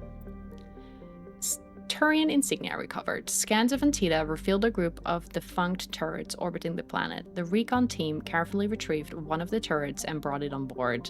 Tali dismantled the weapon and found it was marked with a Carthan outpost insignia. Nice. Clotanka is a large but low-density terrestrial world with an atmosphere of nitrogen and carbon monoxide. Its crust is composed of sulfur and unremarkable silicates. Occasional deposits of heavy metal, usually the result of meteor strikes, dot the surface. Scans from orbit detect a small deposit of iridium. Farnuri has a trace atmosphere of carbon dioxide and helium. The surface is mainly composed of silica laced with iron oxides, indicating the world has an oxygenated atmosphere at some time in the past. A large deposit of gold. Okay. Cool. So the next one is in the Voyager Cluster here. And that is the only one, the Amazon System. Here we go. Meow. And now we learned what these are because it was in the Codex. From 5th Fleet HQ on the Citadel. Commander Shepard, something uncomfortable has just come up. In the First Contact War, we fired a lot of espionage probes into Turian space. We just received a mission complete burst from one of them. Where's it been in the meantime? No idea. Lost in transit.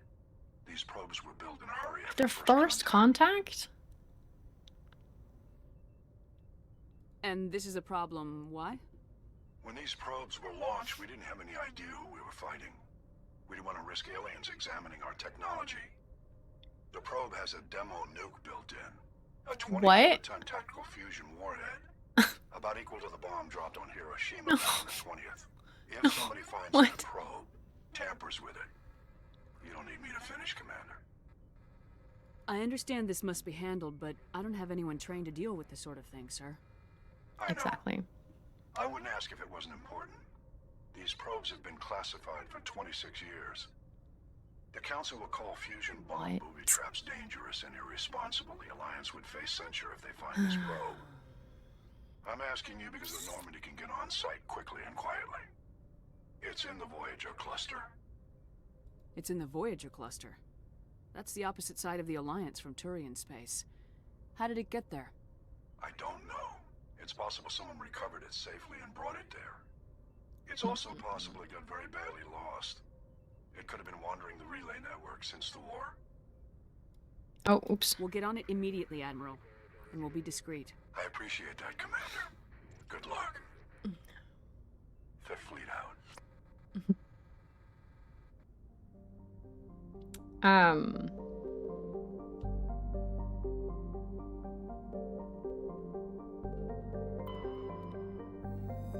Agebinium is a small terrestrial world with extremely thin atmosphere of carbon dioxide and krypton. Through the planet has sufficient mass to maintain a much thicker atmosphere. Much of it has been blasted away. The red giant Amazon is a long period variable star, currently at the nadir of a 16-year cycle. At peak, its energy output doubles, lashing Agebinium with intense heat and radiation. Let's see what it has in stock for me.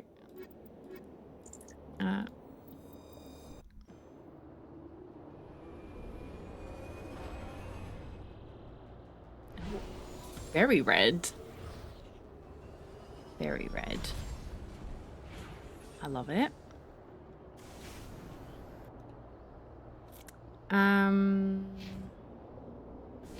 Okay. Whoa. That's pretty cool. That looks really cool. I love it.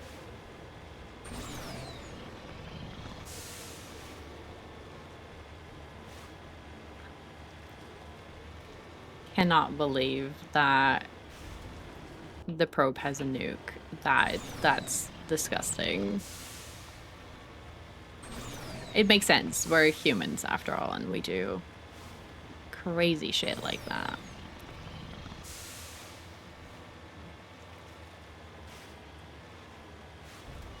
Okay, I don't see any red things. I don't know if this is the thing, the probe or something else. This might be the other quest, but we'll see. See what it is. The signal is coming from a mine? Suspicious. Very suspicious. I concur. This did not crash. Someone Yeah, moved okay, it so this here. is the one that they called about. Whoever did it is in danger. They may not know what they have. Let's find it before they set it off. Oh, they might want to use it to mine. Interesting. Makes sense as well. Oh, this is different. At least this part looks different than the others that we've gone into. A lot of doors also makes sense. Safety first, right?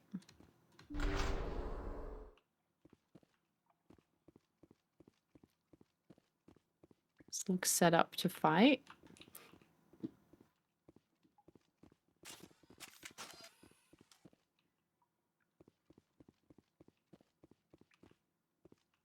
Another maze.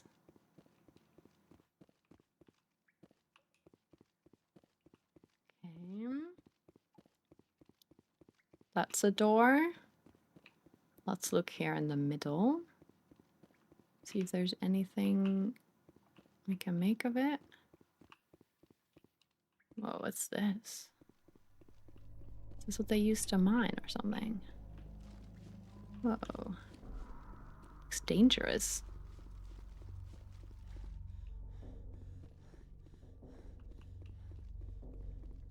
Okay, let's go to the door.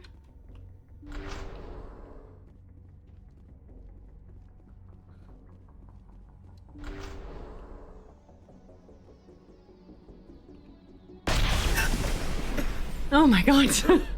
That was a detonator, Commander. Shepard, at last. Oh my god. You have me at a disadvantage. My name is Elanos Haliat. I doubt you know it. Who do you think runs the Terminus clan, Shepard, huh? Thousands of pirates, slavers, criminals of every stripe? A critically acclaimed leader. In most criminal organizations, it's the one who's recognized as the most successful. That's correct. The one who kills the most men, seizes the most ships, pillages the most colonies. 3 years ago, I was the strongest. I used my influence to assemble a fleet. We would drive your kind out of the Verge. You organized the attack on Elysium. Too bad we kicked your ass back into Terminus, huh? I was the motivator, the instigator, the one who promised glory and riches for sacking the largest human colony in the cluster. The one blamed when it failed. Failed! I was ruined when your kind held against the Blitz. What better way to recover my reputation than by eliminating the first human Spectre? My crew will come for me. Oh, let them. We'll be ready. An Alliance warship would make a fine prize. Okay, we fight. Oh, and if you haven't noticed, We ride at it's dawn. with heavy metals. I'm afraid your suit radios aren't powerful enough to transmit out. You'll see me again, Haliat. Count on it. I rather doubt that. Goodbye, Shepard. What do we do now, Shepard? We've got air and light and the Normandy's still in orbit. Let's look for another way out. Okay.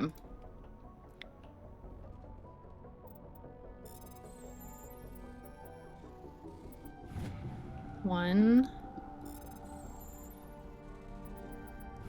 2.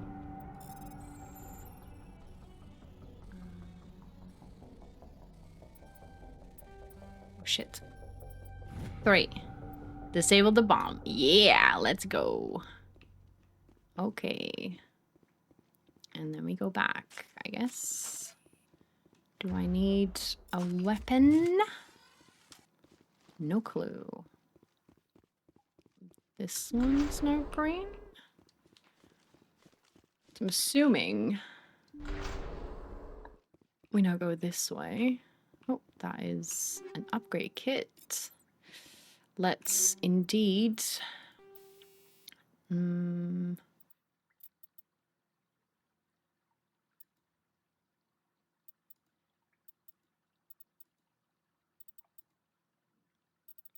Toxic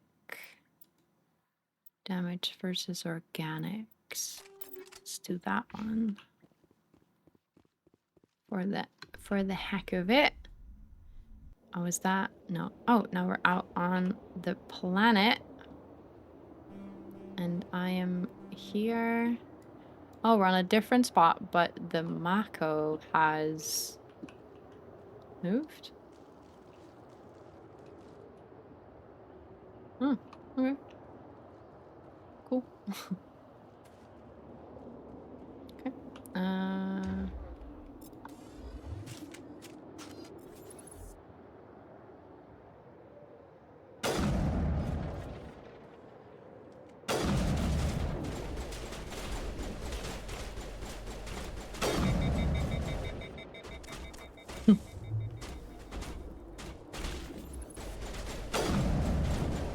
Did that work?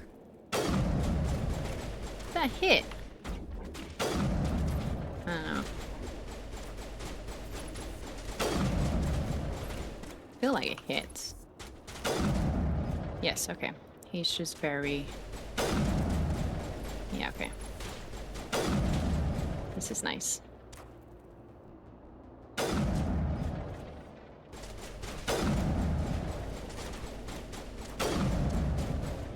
I like the distance.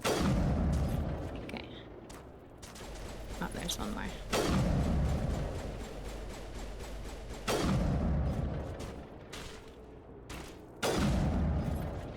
Oh, there's more.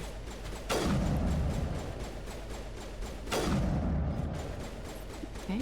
Oh, he's still alive.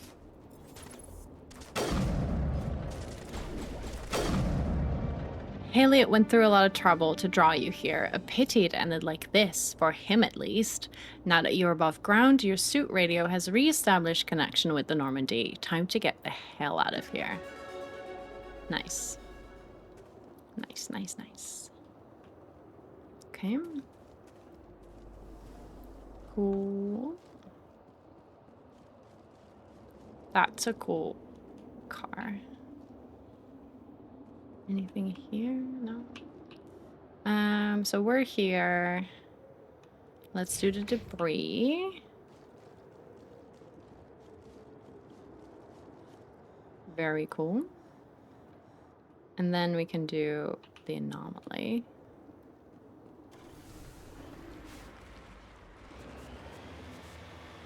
Very close to each other, so that's good.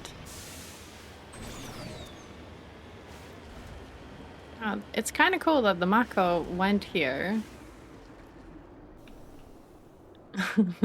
No need to run around this, like, planet for a whole bunch of time. Noise, noise, noise, noise. And then we go there. And I...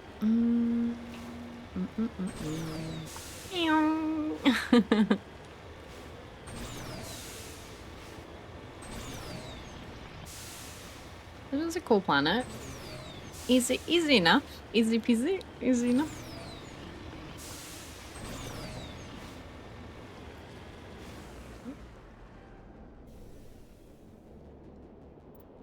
Cover artifact. Easy. Turian insignia recovered. This body is a long way from anything and appears to have been here for quite some time. On the body is a book of drawings, including one of the Sigler outpost insignia. Nice. Okay. Okay. We did that. I guess they detonated it, but like, you know.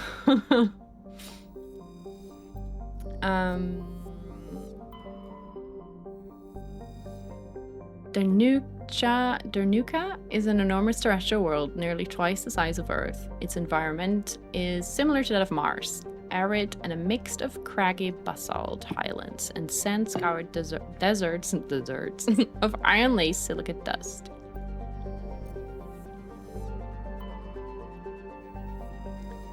Sonetma is the second of the Amazon system's arid super-terrestrial worlds. It is considerably less dense than its neighbor Denurka and has an atmosphere of carbon dioxide and ethane. Its frozen surface is mainly composed of iron-laced silicates with deposits of sulfur. While scanning, we detected a small deposit of polonium. Okay. A small rock and ice planet, Cybin, has an extremely thin atmosphere of hydrogen, sulfide, and ethane. Its frozen surface is mainly composed of magnesium and silicates with deposits of iron. Turian insignia recovered. While scanning the planet, Cybin, you discover a large mine grid in geosynchronous orbit. With help from Navigator Presley, your recon team recovered a small unmanned probe marked with the Quadim outpost insignia. Cool.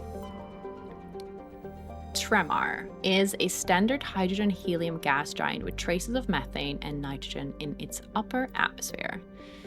A gas deposit detected. Nice. Okay, so I guess that was that quest? Yes. Okay.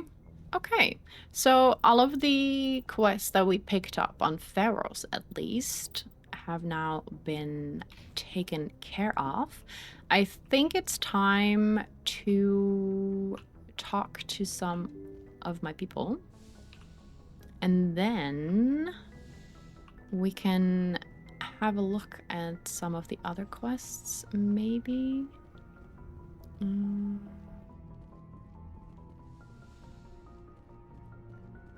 Would she still be here? Yes. I don't know if she has any new talking points. You want to ask me something, Commander? I like talking with you, Liara. no matter what the subject. Aww. You've been very understanding with me, Shepard. That's cute. Very patient. I appreciate that. I know there are some strange beliefs about my people. I am familiar with the legend of Asari promiscuity, but those rumors have little basis in fact. When one of my people joins with an individual from I love how she species, immediately goes it is a on very the deep joining and of spiritual species. exchange. We do not enter lightly into a union. I want to know more Sound first. Almost mystical. A true union goes far beyond an ordinary melding. It is a connection that transcends the physical universe. Two become one. Thoughts and senses merge, identities intertwine. Memories and emotions weave themselves together, becoming That sounds really entangled in a cute. single rapturous whole. It is unlike any other experience. In some cases, it can be a truly life-changing event. I'm intrigued. Are you saying? No. Oh, no. I am not very good at this, am I? I'm sorry, Shepard. I am trying to explain why I have been so reserved. The Union is more than just sex. It is the lifeblood of my species, the way we Asari evolve and grow as a society. That is why I have never... that is why we must choose our partners with great care. There's no rush. I want you to be absolutely sure about this, Liara. I am only 100. It feels slightly like a business I discussion. spend most of my time absorbed in my research. I never really thought about it. Not until I met you. You are very special to me, Shepard. But with all that's happened, Saren, the Geth, the Reaper... That's cute. I do not know if we are ready for this. Oh, I can say we are?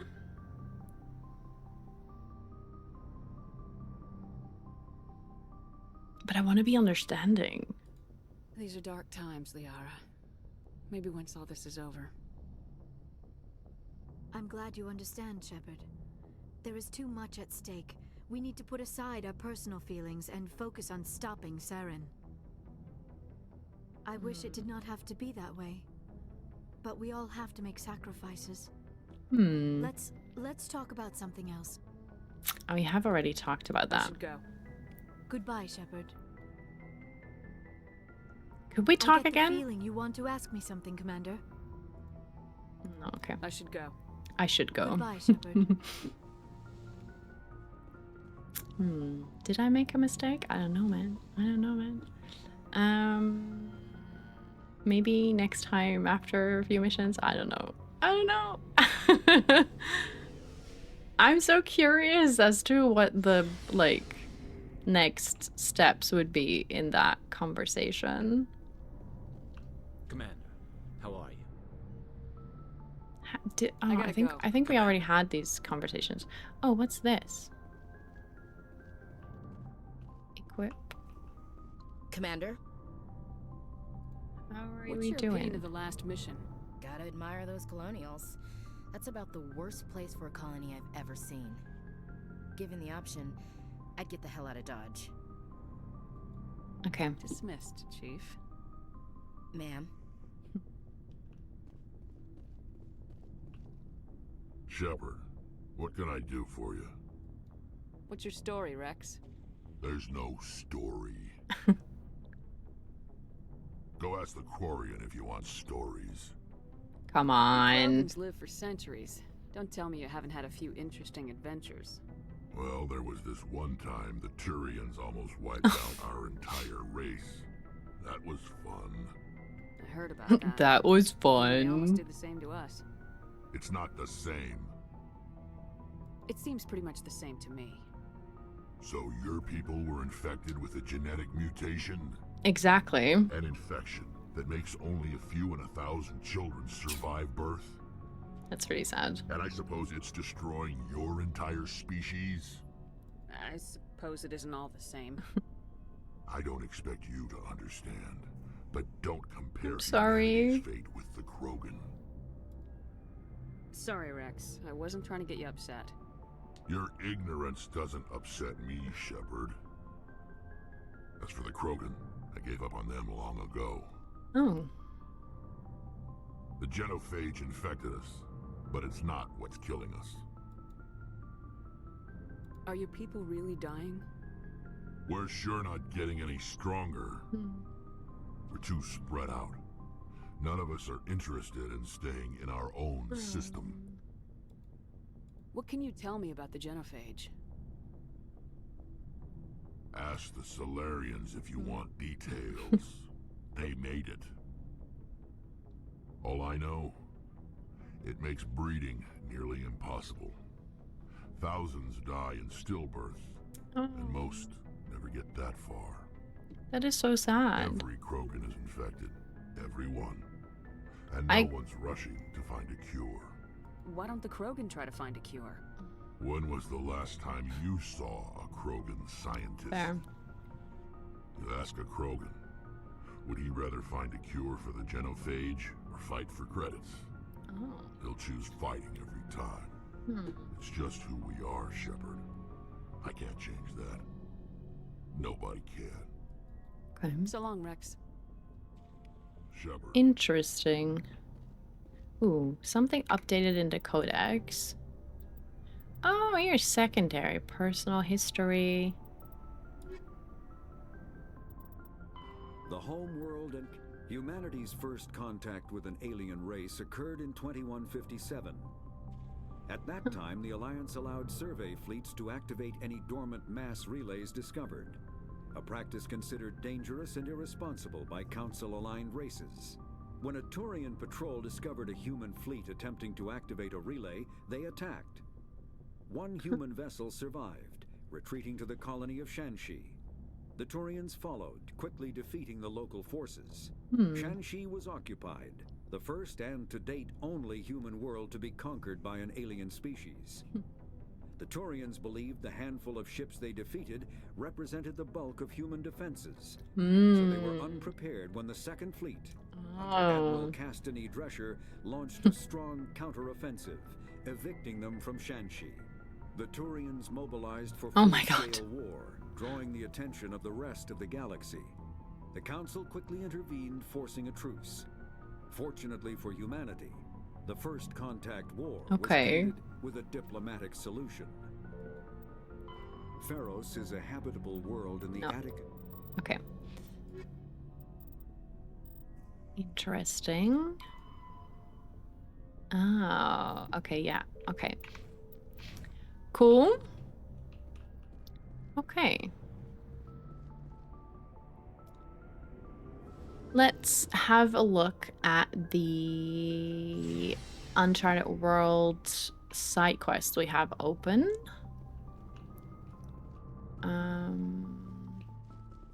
Maybe chart one?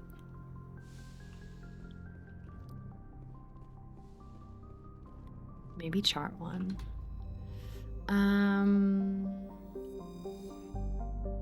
Zoom out. Yeah, we looked at all these. Oh wait, there is, I was too fast. There is the Asari diplomacy, which is go back to the Citadel. The lost module in the Hercules system in the Attican beta cluster. I have a feeling that I've been missing minerals, maybe by not driving around these planets as much. I'm so very sorry if that is indeed the case. So lost module, Asari diplomacy, and missing survey team. Let's do the missing survey team. Let's go to the Hades Gamma cluster and the Antaeus system. Okay. Hades Gamma Antaeus system.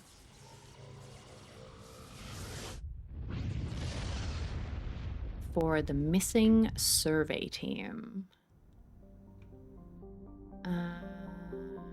Start all the way out. Hunador. is a moderately sized ice world with an extremely thin atmosphere composed of krypton and xenon. Its frozen surface is unusually smooth, suggesting widespread repaving by cryovolcanic processes, though no such activity is currently evident. Ploba, the second and by far the larger of the Antaeus 2 gas giants. Active scans by survey ships have returned tantalizing indications of massive solid structures deep within the atmosphere, too regular in pattern to be anything natural. Matriarch's writings recovered. You recovered a strange object orbiting Ploba. Chief Engineer Adams and Tali tried unsuccessfully to determine its origin. They did find one of Matriarch's I have troubles with this name, Dilinaga's writings stored within. Edmos is a standard hydrogen-helium gas giant with traces of methane in its atmosphere. A large concentration of hydrogen, obviously. Vemal, an enormous terrestrial world of mixed rock and ice with an atmosphere of methane and ethane. Its frozen surface is mainly composed of calcium with deposits of iron. Rare element, a large deposit of uranium. Atmos, Trebin, and Ageco. During the initial survey of the Antaeus system, only a single flyby probe was spared for the small, scorched world of Ageco. It revealed a planet unusually rich in heavier elements given its size. And then Trebin is where we're going. Trebin is a modest terrestrial world with an atmosphere composed of nitrogen and argon. Its surface is mainly composed of nickel with deposits of silver. Trebin's environment is relatively mild, but the scarcity of water or similar enabling substances has prevented the development of any biosphere. ExoGeni Corp recently performed a test impact of a single water ice comet into the surface, the first step of a long-term plan to thicken the atmosphere and introduce water to the environment. Oh, a survey team is on the surface, monitoring the geological and meteorological effects of the test impact. Most of the water released is still in the form of atmospheric vapor, but thick cloud banks have formed. There is every indication that this arid world will soon see its first rain. The survey team progress has been hampered by frequent mechanical or computer failures in their GPS satellites.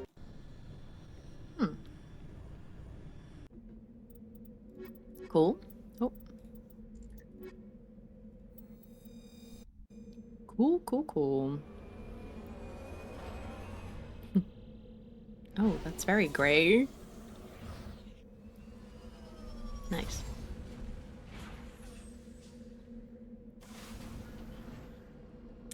Medal of Exploration. Very cool. So that is the anomaly, the research base, and another anomaly. And this is lower, so let's go this way to the debris.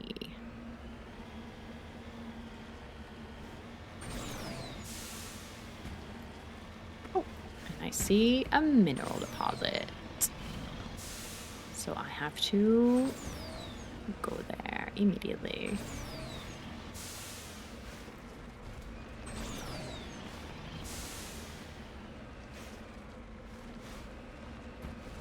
Oh, there it is. Nice. Plutonium.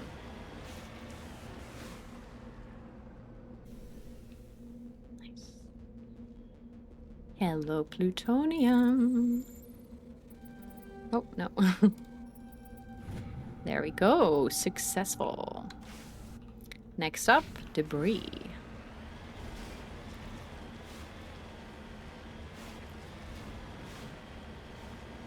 Nice. As you can see, a lot of clouds, so yeah.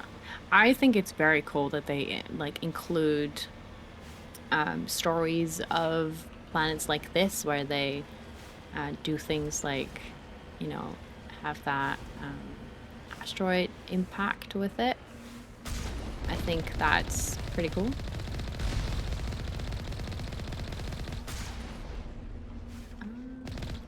Wait. No, they're dead. A crashed probe we can salvage. Ooh.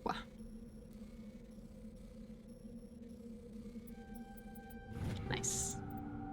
Ooh. Okay, okay. What's this? Oh, this is just their vehicle. Okay. Okay. Next up is an anomaly, and I have a look at the map. If I look at the map, it is kind of up, so we're gonna go this way.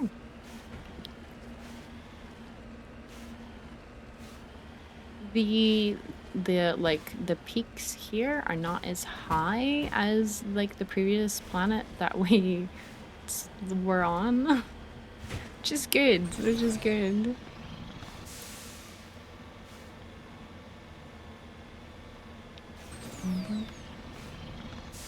Makes it more accessible for me. My rover.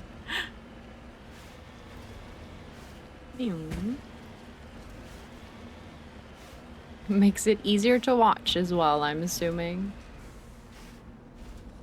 Oh.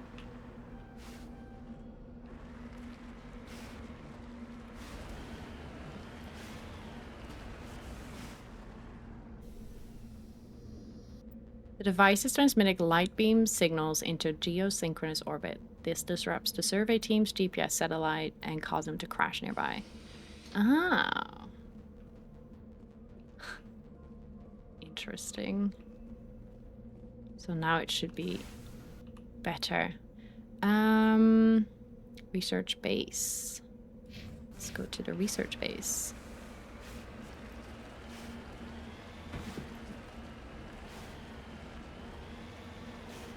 Have a nice drive on our way there. See if there's maybe some minerals.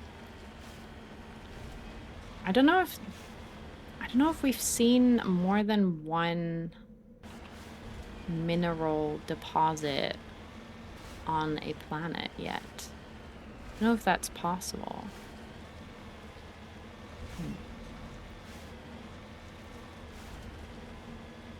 I'm curious though. So we'll take a little scenic route to the left and maybe to the right as well after.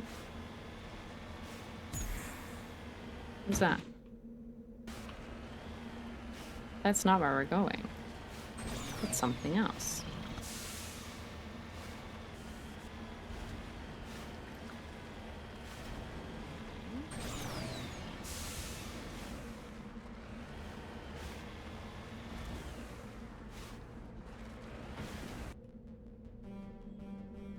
This is something else. This is not the same planet that we were before, right? No, this is a different planet. In a different system.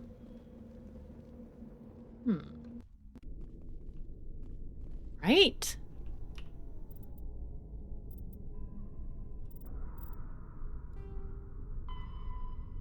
Oh.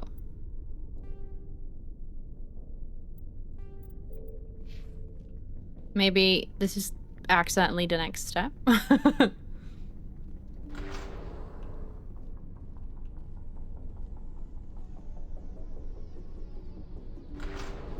do hear music, so let's get my gun out. Yes, there. That's what. Whoa, it's a lot.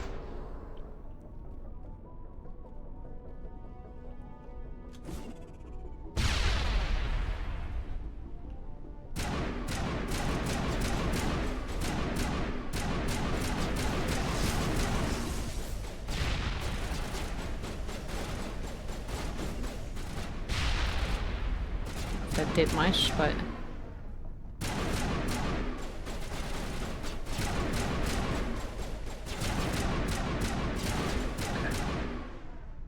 okay, it's one left. Okay. I've seen this before. Machine cultists. The survey team must have unearthed some alien technology that turned them into mindless fanatics. Whatever they found, it is long gone now. Aww. And so are they. You currently have 251 items. You are nearing the 300 item limit. You will be forced to salvage any new items you find. Oh, okay.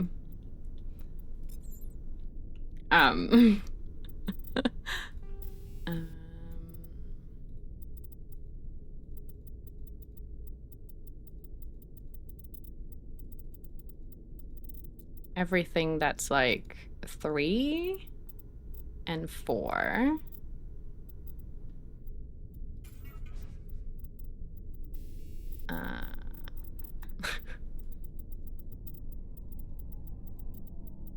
I am so bad at like remembering the names of things, so every time it kind of comes up, I'm like, maybe also 5?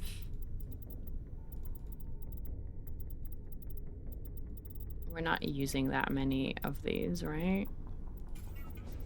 Convertible junk. Then 1 and 2 and 3 and 4. How many lancers do I have? Junk.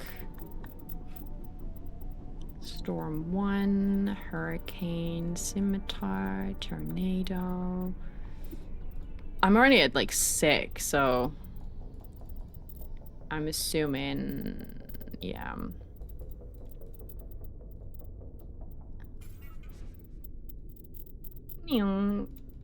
Just a quick inventory management. Oh, what did I do? Oh, yeah, no. Oops. What was I holding?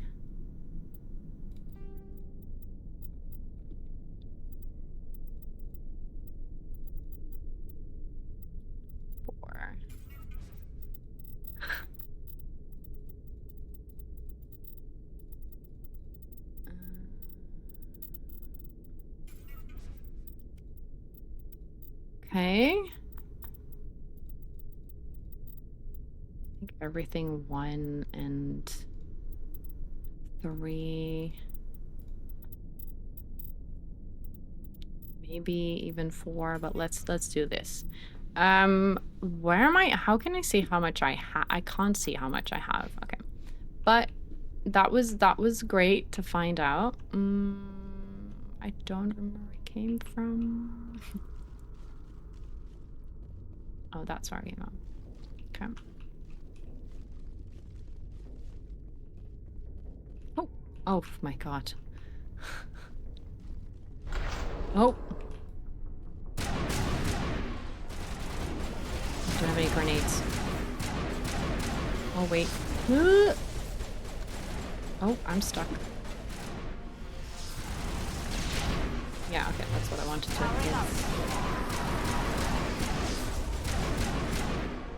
It accounts for all the ExoGeni survey team. That accounts for all of the ExoGeni survey team. They were converted to cybernetic husks by devices similar to those used by the Geth on Eden Prime.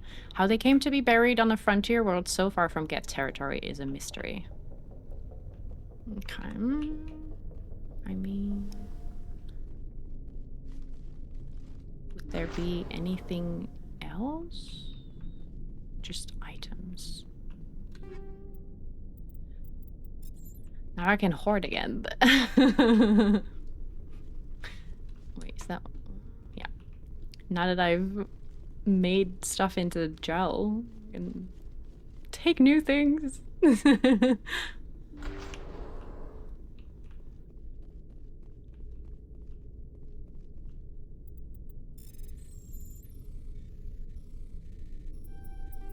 Oh. Nice. Right. I don't know what it is with me and like looting everything. I'm a loot goblin at heart, you know. It's my thing. Have I opened this? Is this the one that, yeah, that is the one. That is the one. Oh, I see another one.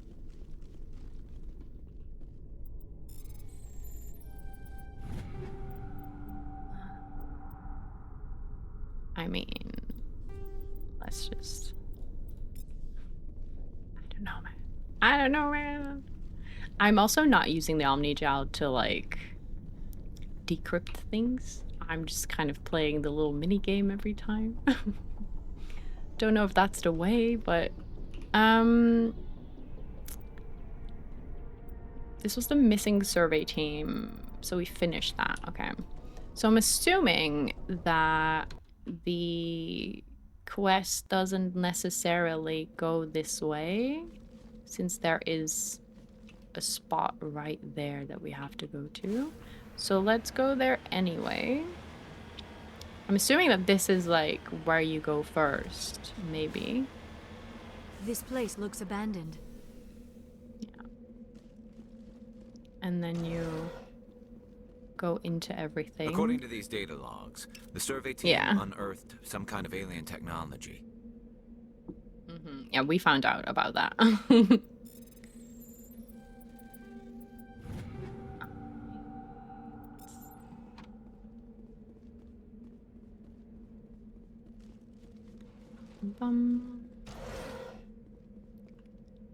Kit.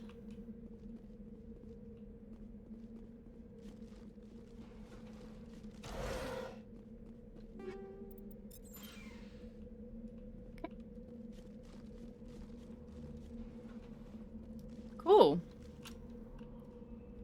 That was a quick one. Let's go to the anomaly. Yeah, we haven't been there yet. Okay. Here we go again. It would be nice to have like a little radio in the Mako. Right? I don't know, just me? Just me?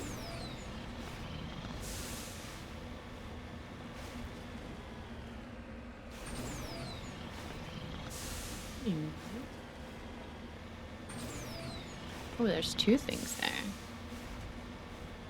Interesting. See one. Ooh, fuck me.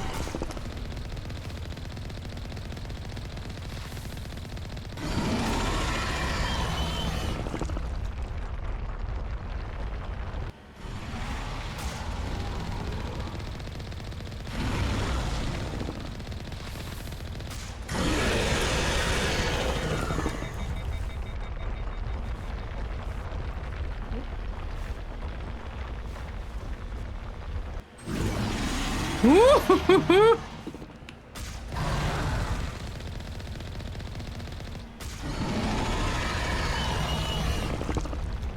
is it dead? Is it dead? No, it's not.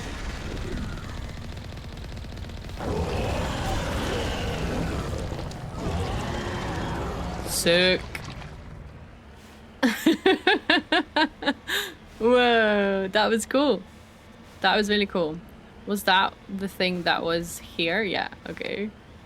Very cool. Holy shit. Oh my god.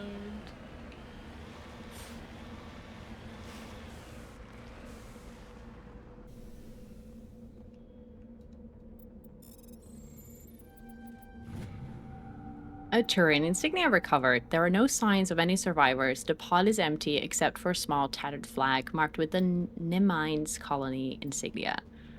Nice. Whoa. That was cool. Very cool. Then there is a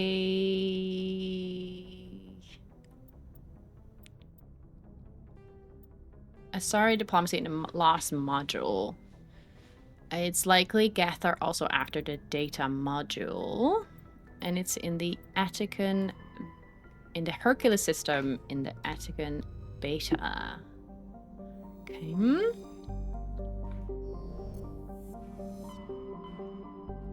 Attican beta.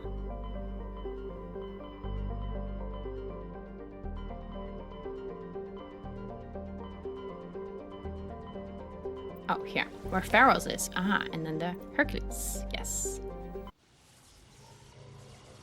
Nice. Wee-hoo-hoo.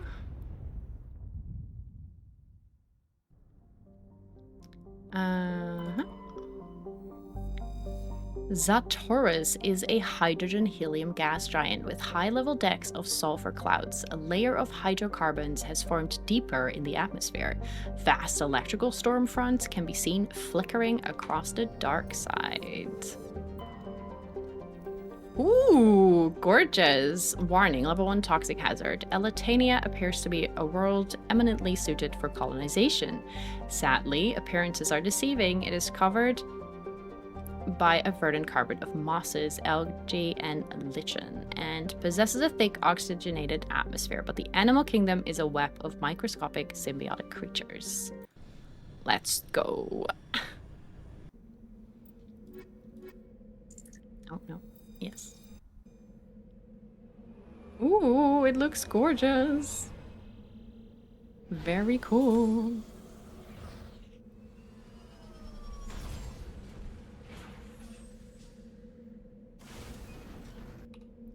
Very cool. Anomaly, recon probe. All right, let's go to the anomaly first. Look at the rings. That is so cool. So cool.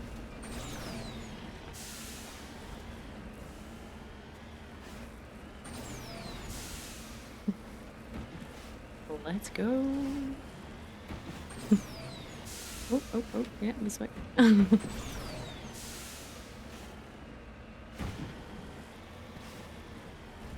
Is this...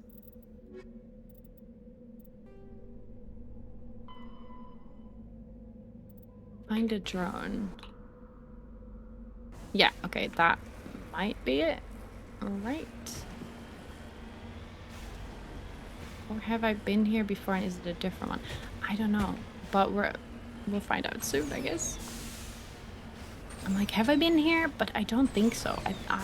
But I remember that there was one where, I think it was 2 episodes ago, where I was like, I don't know how I can climb this. And then I went back to the ship and stuff.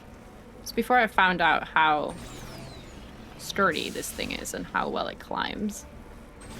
But some of these planets really look alike, so I'm sorry if I have already been here.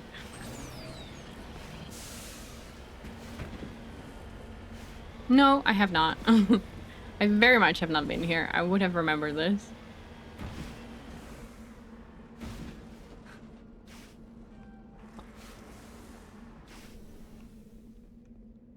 Very cool. Will I now turn into... Wait, let's save the game.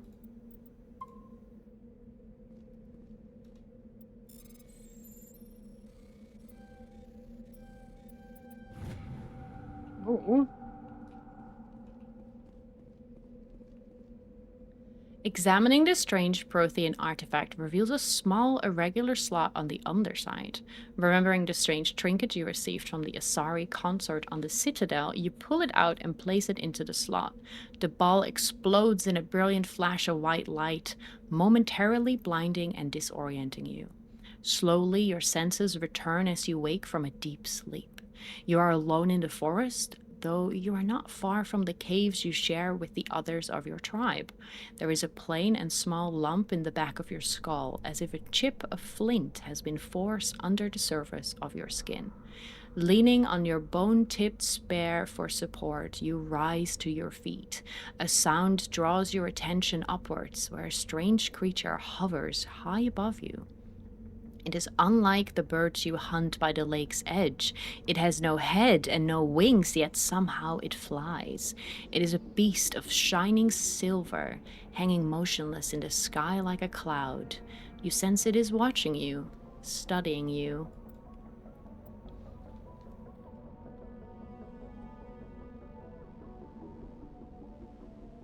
Raising a hairy fist, you shake your spear at it in anger, and the creature rises up quickly until it disappears from view. With a satisfied grunt, you make your way back to your caves and the rest of the tribe. You fall into the familiar patterns of life. The hunt for food, the struggle to claim and keep a mate, the battles against other tribes that will claim your territory. Days roll into nights and back into days. Each time you rise from sleep, there is a sensation that you are not alone, that some other is with you, sharing all you see, hear, and feel. All these times, your hand goes to the strange lump at the back of your skull, and you remember the silver creature in the sky. The air grows colder. Winter falls. You must range farther for food, clutching the furs tight against your ward off the chill. It is on one of these long hunts that the strange bird returns. You hear it before you see it. Its call a deafening roar as it descends from above, swooping down on you. A single great eye opens on the underbelly, a glowing red orb. You try to run, but a finger of red light extends from the eye and engulfs you, and all goes black again. You waken an instant later to find yourself on Eletania lying on your back, the Prothean artifact looming above you, undamaged, and your companions standing over you. They help you to your feet. Puzzled. There was a flash of light, and you just sort of toppled over, one explains. Are you okay, Shepard? The other asks. You don't answer right away, wondering at the implications of what you have seen, the memories of a Cro-Magnon hunter captured by an implanted Prothean data recorder. How long did they study the primitive humans, observing them and analyzing the results at their base on Mars? And what, if anything, did they learn from us? I'm fine, you finally reply, realizing this is a mystery you will probably never solve. Forget about it. Okay. That is pretty cool. That is pretty cool.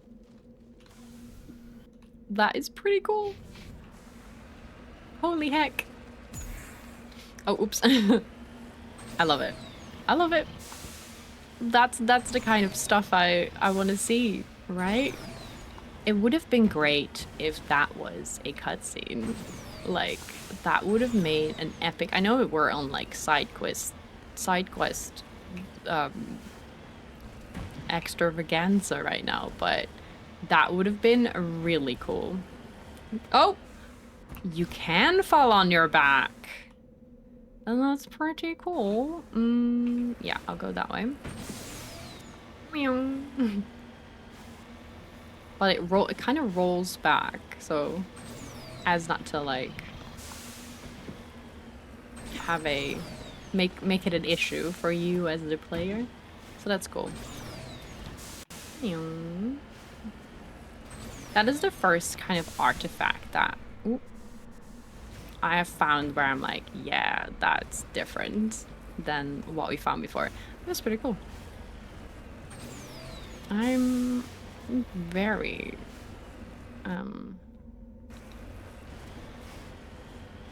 I like that.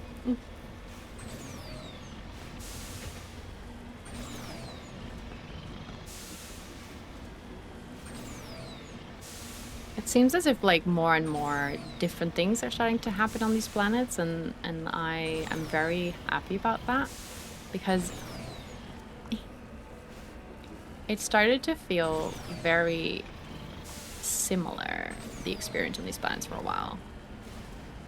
Like they were all go here, go there, and not really something special.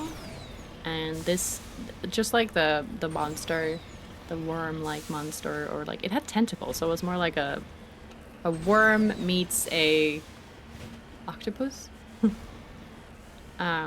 Like that was also really cool.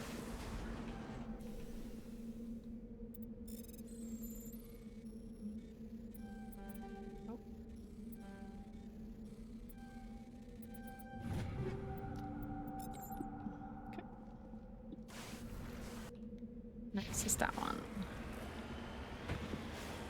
Alright.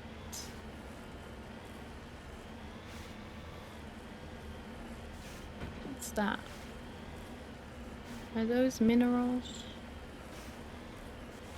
Or just random rocks? Guess the little beast had it coming. This is why you humans have such a violent reputation. Oh, it's beasts. I'm sorry. Oh, I'm sorry. I thought it was rocks. She did it again. Killed the freaking beastie. What is that?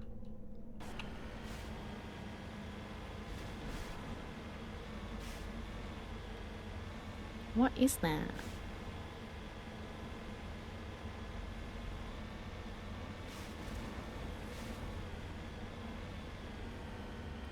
Another mine.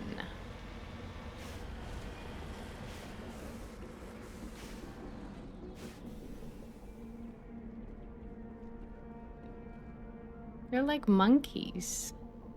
They're cute.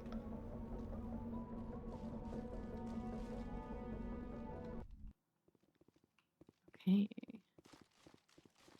Okay, so there's no hazard inside because the helmets came off. Oh.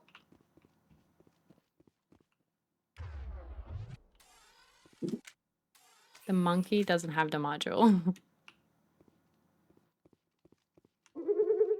The monkey doesn't have the module. Interesting.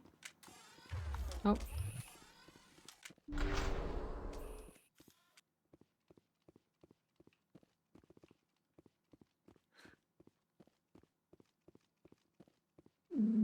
The monkey doesn't have the module.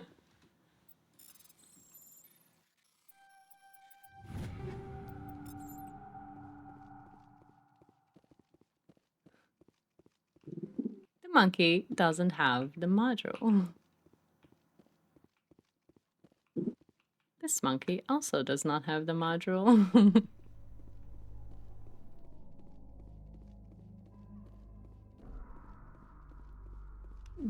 Nope. Not this one.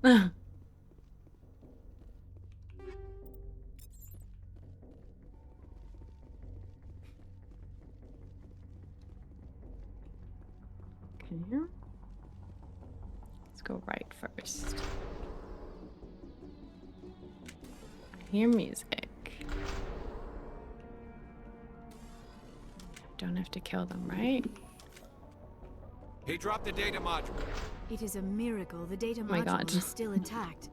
It sounded like something really scary was about to happen.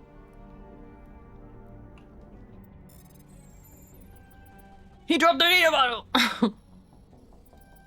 Okay.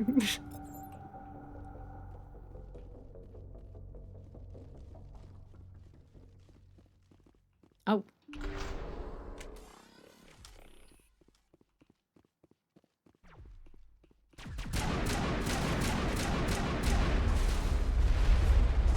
I'm hit. Oh, fuck. Shepard. Ooh. Whoa, whoa, whoa, whoa, whoa. Metagel deployed. What the fuck? Powering up. What are these?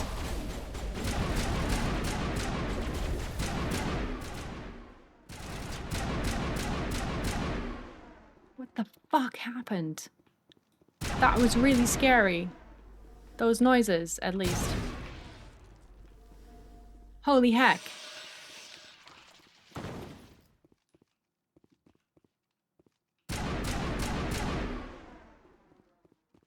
Holy shit.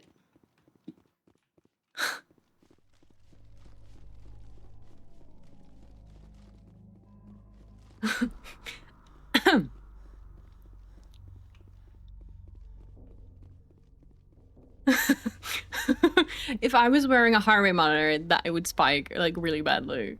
Like really badly.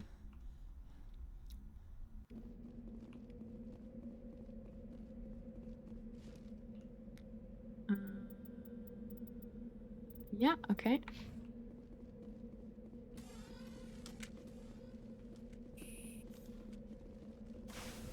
Ooh. Monkey colony. Monkey colony, okay. Okay. Whoa. That was pretty cool. That was pretty cool. Whoa, that was pretty cool. Like I just said, Thank you for joining me on a day of lore and side questing. I think next time would be a really good start to start off with a side quest that takes us to the Citadel, maybe explore there a little bit more, and then I'm really hoping on continuing on one of the main quests, because I do think that it's time to take the next step. We have gone to so many side planets and I've had so much fun. But I'm also really curious where the rest of the story is going to take us. So join me next time as I will continue the main story. And in the meantime, if you're enjoying hanging out with me and you want to get to know you want to know when the next one drops, don't forget to drop me a follow and hit the bell so you get a notification when it gets uploaded.